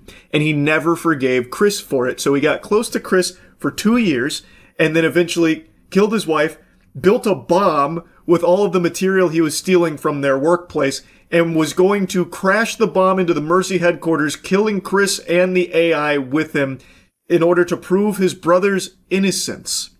And he framed Chris for this. That was his master plan. Now, I want you to really think hard here. He planned this for 2 years, but his plan boiled down to just getting extremely fucking lucky that Chris, when he went to work, decided to come back home that same day. Because if he didn't come home that day and argue with his wife, then this would have never fucking worked. He would have not gotten away with the murder initially. Like, Chris would have never even been a suspect. So his plan that he planned for 2 years boiled down to just something that he could have never possibly foreseen. And he didn't even know Chris left for work, by the way, while hiding in the basement. He just guessed lucky. So Chris went to work and then just happened to notice the booze wasn't there. So he went home, argued with his wife, and then broke a vase, which ended up cutting his wife and got a little bit of blood on Chris. And Chris was like, really distraught about it. And that's how all of this evidence led to like them knowing for sure Chris had to be the murderer. But actually it was all part of the real killer's master scheme, which again, none of this he planned for. He couldn't have planned for any of that to happen. He just got lucky. It wasn't a master plan, yet they keep pretending as though it was. Like, I was, when I learned who the killer was and what the method was and everything, it was actually just like a laughable moment. And then the entire third act, he's got this big semi with a bomb in the back that he's gonna blow up the fucking city with, like the Joker. And then the police are so incredibly inept, they can't stop him, they can't do anything, so he just keeps like hitting all the police officers, and it's like the worst CGI carnage where the officers' cars are like ramping off tow trucks and the officers are going, as they're like getting slammed by the truck. They can't stop this guy. They've got the drones out on him. And by the way, I was really expecting them to do an Amazon shout out when there's a scene where Jack is like, I'm gonna get the scouting drone out. I thought for sure she was gonna say like, I'm gonna get the Amazon drone out. It's really good for scouting too, not just delivering packages immediately to your doorstep with Amazon Prime. Like what we saw in War of the Worlds. I thought for sure we were gonna see some Amazon plugs. Surprisingly, we did not. But anyway, they got the drones out and shit. They still can't fucking stop this guy when all he has is the semi-truck. And then he eventually makes it into the Mercy headquarters. Chris has already proven his innocence now. They clearly know it's Rob. They have him dead to rights now. He is the murderer. And he also kidnapped Chris's daughter and brought her there because he wants to ruin Chris's life just like he ruined his by killing his brother. Well, by having his brother go to Mercy, which ended up killing him. He then argues with the AI judge that his brother was innocent, which is where another shocking twist comes into play, where he's arguing about how his brother was innocent, and it turns out Chris's partner, Jack, was actually the one who didn't process the phone from that guy's brother in his murder case, because his brother was said to have murdered a woman. Turns out he didn't murder that woman, and the phone that would have proven his innocence had been thrown off the side of a bridge by Chris's partner, because she wanted to ensure that the Mercy program was a success so they could stop crime together. So they just framed a completely random dude for the murder of this woman, which Chris and the AI judge reveal at the very end there. So it's another big, like, twist moment. I'm serious, the entire third act is actually, like, very, very silly in, like, a fun, bad way. I probably don't need to yap any longer about it. It's not a good movie, but I will tell you, I had fun watching it. And I do think it is objectively a huge step up from War of the Worlds. So we're on an upward trajectory right now from this director-producer. So perhaps the next one's a fucking home run. Anyway, though, that's really about it. See ya. What's up, everybody? It's Critical. I'm playing Surgeon Simulator 2013 for the PC. Let's do this shit. Oh, here we go. Play a little piano on his ass. Yeah. I'm just fingering this tablecloth. Who the fuck put Godzilla's handkerchief on the patient? This is not the fucking time. This is operation time. Oh shit, what's happening? It's eating my hand? Sorry about this, sir. It happens all the time. Don't be afraid. Fuck! My character damn near needed surgery to get that off of his hand. Alright, let's see what we're dealing with here. It looks pretty standard. You're in luck, sir. Those are human bones. Then I'm gonna fucking rip out of your chest with my bare hands! Damn it! They're locked firmly in place. Give me all your money, or else! Bang, bang, bang! Where's the vault? Who is your employer? You'll answer to the double-barrel treatment, bitch! Karate chop? What is the secret ingredient to a Krabby Patty? Fucking not even the karate chops are gonna make him cooperate. That's fine. Would you like some music? Of interrogation tunes shitting. I don't even fucking know how to pick up this radio. That didn't work. That also did not work. I'm fucking patting the radio on the head like it's a dog. Alright, I just have to use my fingers like a human being. There we go. Son of a bitch. Someone must have come over here and just rubbed this radio down with lotion. Let's just buckle down, get a good grip. There we go. Houston, we have liftoff. I picked up a radio. The first step on becoming an astronomer. What station do you want on, sir? Your frequency is annihilated. Come here. Yeah, take this what the fuck is this? A few seconds ago I couldn't pick up the radio worth of shit. Now all of a sudden I can pick it up using the force? Oh shit, there's a second heart. Get that radio shit out of here. I just have to gently push the heart under the bones. Alright, steady. Steady. Alright, fuck, this is too gentle of a tool. The pen is mightier than the sword. This ought to do it. Just one good poke. All I've got to do is push it under the bones and it should snap into place like a Lego. Let's change the angle. There we go. Now, fucking son of a bitch! Shit, it's unretrievable. Well, if his lungs ever need to write a letter, they have the means to do so. Maybe I can use this as a battering ram and just shove the heart through the bones. Why the fuck is it vibrating? Oh, son of a bitch. Playing racquetball with the heart now. Why the fuck is this object jumping up and down? Is there like a tribe of Smurfs on pogo sticks in here? Here we go, a little force behind it. Oh, damn it, damn it. Alright, fucking drop it. Just drop it. It won't drop! Where'd the heart go? Alright, we're doing this the old-fashioned way. We don't need a second heart. I'm just gonna thrust my hand in there, grab the heart, tear it out, and fucking eat it. Use it as a source of protein. Oh, look at me. I'm just a pick-upper machine. Fuck everything here. I don't need it. All I need is that hammer. There we go. Alright. Precisely put the fingers on the hammer. There we go. Textbook hammer picking up. That's how you do it. I just need to make a small incision right here, and I should be good to go. Here it is. Primitive, archaic, barbarian bash. Come on. Break. Break, you son of a bitch. Fuck. Alright, how about this? It's like I'm sliding my finger across a piano. Is this man made out of calcium? His bones are unbreakable. Are his eyes open? The anesthesia wore off, but I've got it under control. This ought to put you back to sleep. If you think your asshole is gonna make a shitty in here, you're sorely mistaken. Alright, fuck this. I'm gonna try using the hammer as an ice pick.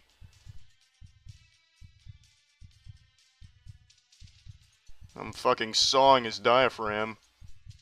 That lung is going berserk. Oh shit. Oh, what the fuck? Happy birthday! Sorry I blew up your piñata. Goodness gracious. His shit just exploded. Now it's just a mess. Alright, I've got to clean this up. Is there some paper towels around here? Perhaps some ass wipes. There's some syringes. Maybe I could vacuum up everything. I can't even reach the syringes. Oh shit, now I'm just making more of a mess. Alright, here. Let me try and scoop everything. Oh, there that fucking goes. Clean as a whistle. Alright, I just gotta reach under this flux capacitor, grab the heart, and tug that shit out. Come on! Show me who you're working for. Fuck. Alright, come on, come on, come on. Pull! Pull! Pull! I fucking forgot this dude's arm is a giant marshmallow. No strength whatsoever. Alright, I'm gonna need an instrument to do this. Is this like a notebook or something? What is this? Oh, it's just Cleopatra's vagina squeegee. Maybe I can launch the heart out with enough force. Son of a bitch! Get this frisbee off me! Oh shit. I've increased its defense. I gave his chest a shield. Get that out of here. Alright. Let's try something else. Are these needles? Scalpels? I'll never know what that is. I just fucking threw it off the desk. I'm just gonna use the big weapon. The behemoth weapon. What the fuck is going on? Is it on a string? Who pulled it? Wait, hold. I'll still see the blade. Yes. Come on. There we go. That's what I call being careful. Oh, shit. Alright, just pick it up. We already got it by the blade. This should be rather easy. Show that blade who's got the sticky fingers. There we go. Alright, perfect. Safety first. This is just like chopping down a tree, except I'm not a lumberjack. I'm a lumber-lack, because I'm lacking lumber. I do not own a stack of lumber. I think I hit a root. Chop through it. You show that artery who's wearing the titties. You can do it. Yes, there it is. Perfect. It's just too fucking easy. Such a delicate grip, yet so much power behind every cut. This is bullshit! It's bullshit! I'm fucking doing that perfectly! They're not qualified to be human beings if they think that wasn't the proper procedure. I executed that flawlessly. The patient was in good hands. I did that exactly how you were supposed to. Alright, well, I'm done playing this. Well, that's the end of this video. Remember to rate the video, comment the video, and subscribe if you want to see videos similar to this one. See ya. Can you guess the emotion I'm feeling right now based on my face? Is it painted all over me? If you guessed refreshed, you'd be correct. It is refreshing to see a horror movie that finally lives up to the hype. I just got back from seeing Hokum and I really enjoyed it.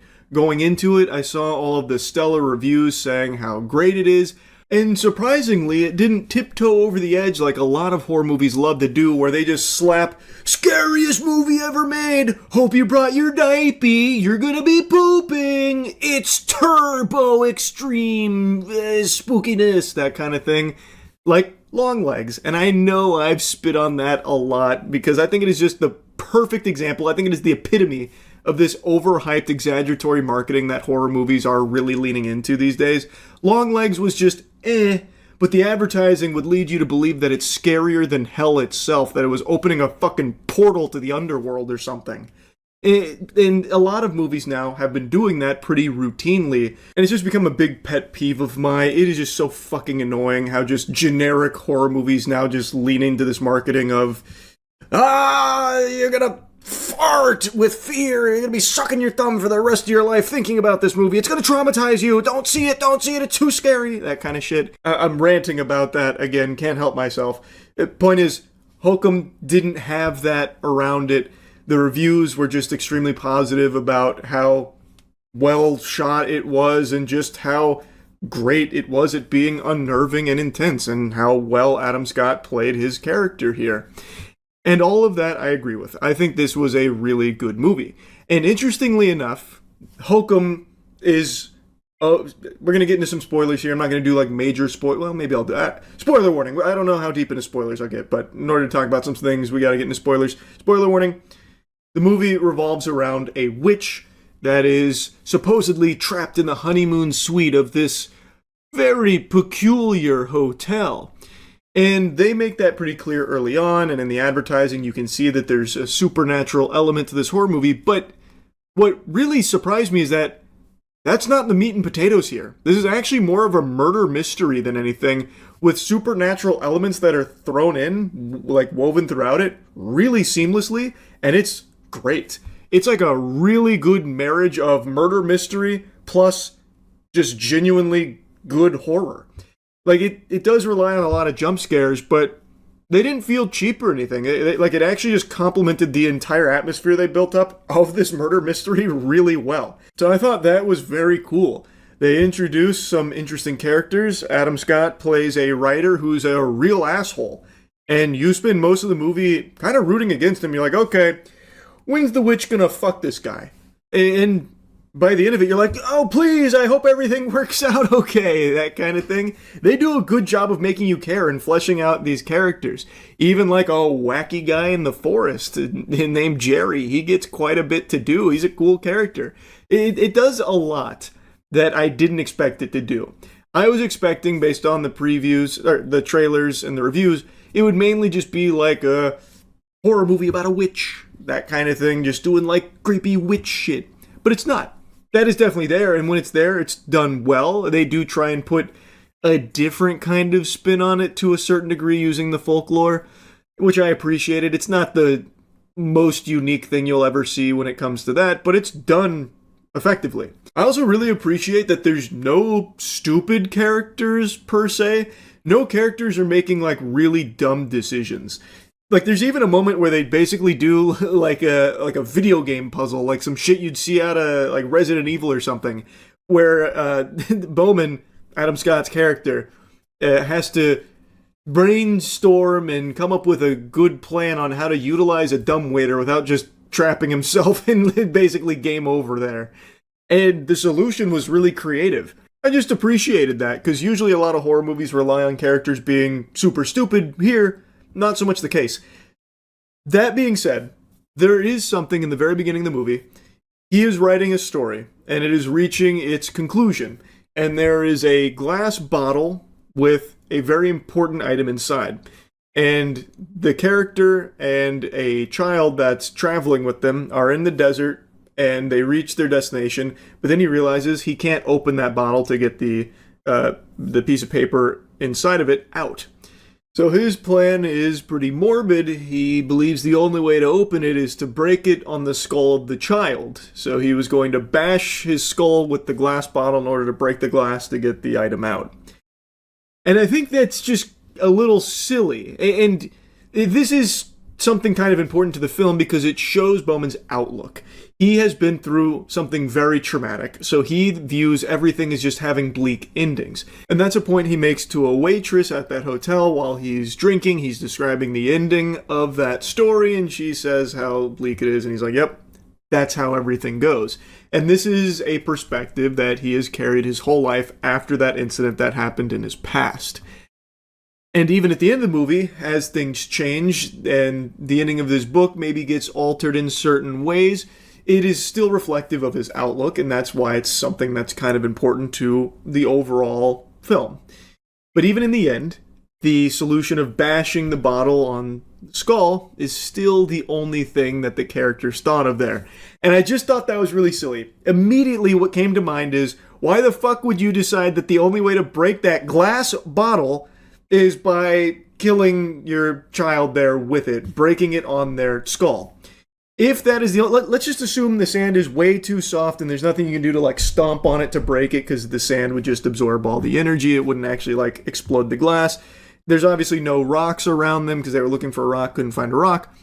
The skull is not the only part of the human body. Like, you could do like elbows, you could do knee. I feel like there's 100 other ways of breaking the glass there that doesn't involve just bashing someone's skull and to hopefully break it. So I had to just suspend disbelief there and just write it off as, well, it's because he wanted it to be a bleak ending, and that's why that's the only solution that he could come up with. But I feel like when he was talking with the waitress, he made it sound like it's the only logical one too, thus everything has to be bleak because it's only logical that it's all bleak, that kind of thing. When really, if you just think about it for a handful of seconds, you can come up with multiple other solutions. Like, fuck, you could have someone hold that glass bottle and then you kick it. Like, there's a bunch of ways to break it. Like, genuinely, a bunch of ways to break it that aren't that one. So that was the only time where I was like, okay, that's a little silly, that's a little stupid. Everything else the characters do, I think, is very smart. And I know that actually flies in the face of some reviews that say that the characters are really dumb. And then they point out things that genuinely I feel like they didn't even watch the movie. So like, one of the things is, he didn't even try and break any windows. He's in the honeymoon suite, which is at the very top of this hotel, and the windows are completely fucking boarded up. There's only one that's accessible that we can see in the film that has some holes in what's blocking it, and he looks through the window. That's how he sees, like, Jerry's there. How's he breaking that? And also, even if he did pull it off, then what? It's abandoned. Everyone's out because it's closed for the season, so then what? It wouldn't do anything. Everything he was doing, I think, made sense in trying to get out there. He tried the door, the little secret door, even started unscrewing it using a knife. He used the dumbwaiter to try and see if there was a way out through this secret basement. He then used the manual pulley system in order to ring the bell to try and get someone's attention for help. Everything he was doing felt pretty smart in trying to get out of there. Like, I don't think the characters made standard shitty horror movie character decisions. I actually think for the most part it was pretty sound. I don't have any complaints in that department at all. The only other complaint that I have is that I do think that when they showed the witch, it wasn't really creepy. It was a little silly. Like, all the scenes with the witch, like, creeping up and doing, like, freaky shit, I thought was good and unnerving. But then when they just show you the witch and she's taken prisoners, it takes all of the oomph out of it. It's no longer scary, and then there's, like, CGI demon things as well, and it gets just a little wonky. So I didn't think that was overly amazing there. I think it was better when they weren't just showing you the witch outright or anything like that. But yeah, anyway, like I said, I enjoyed Hokum, and I do think it lives up to the hype, where it's very realistic hype of this is a good horror movie that has very interesting shots in it, which it does. It has some really cool shots in this film. I think they did a good job of keeping things very interesting, especially during some of its tension-building moments that they do break that tension with a jump scare, but I think they kind of earned it with what they were setting up for the most part, so I don't have, like, an issue with that. Like I said, I enjoyed it. That's really about it. See ya.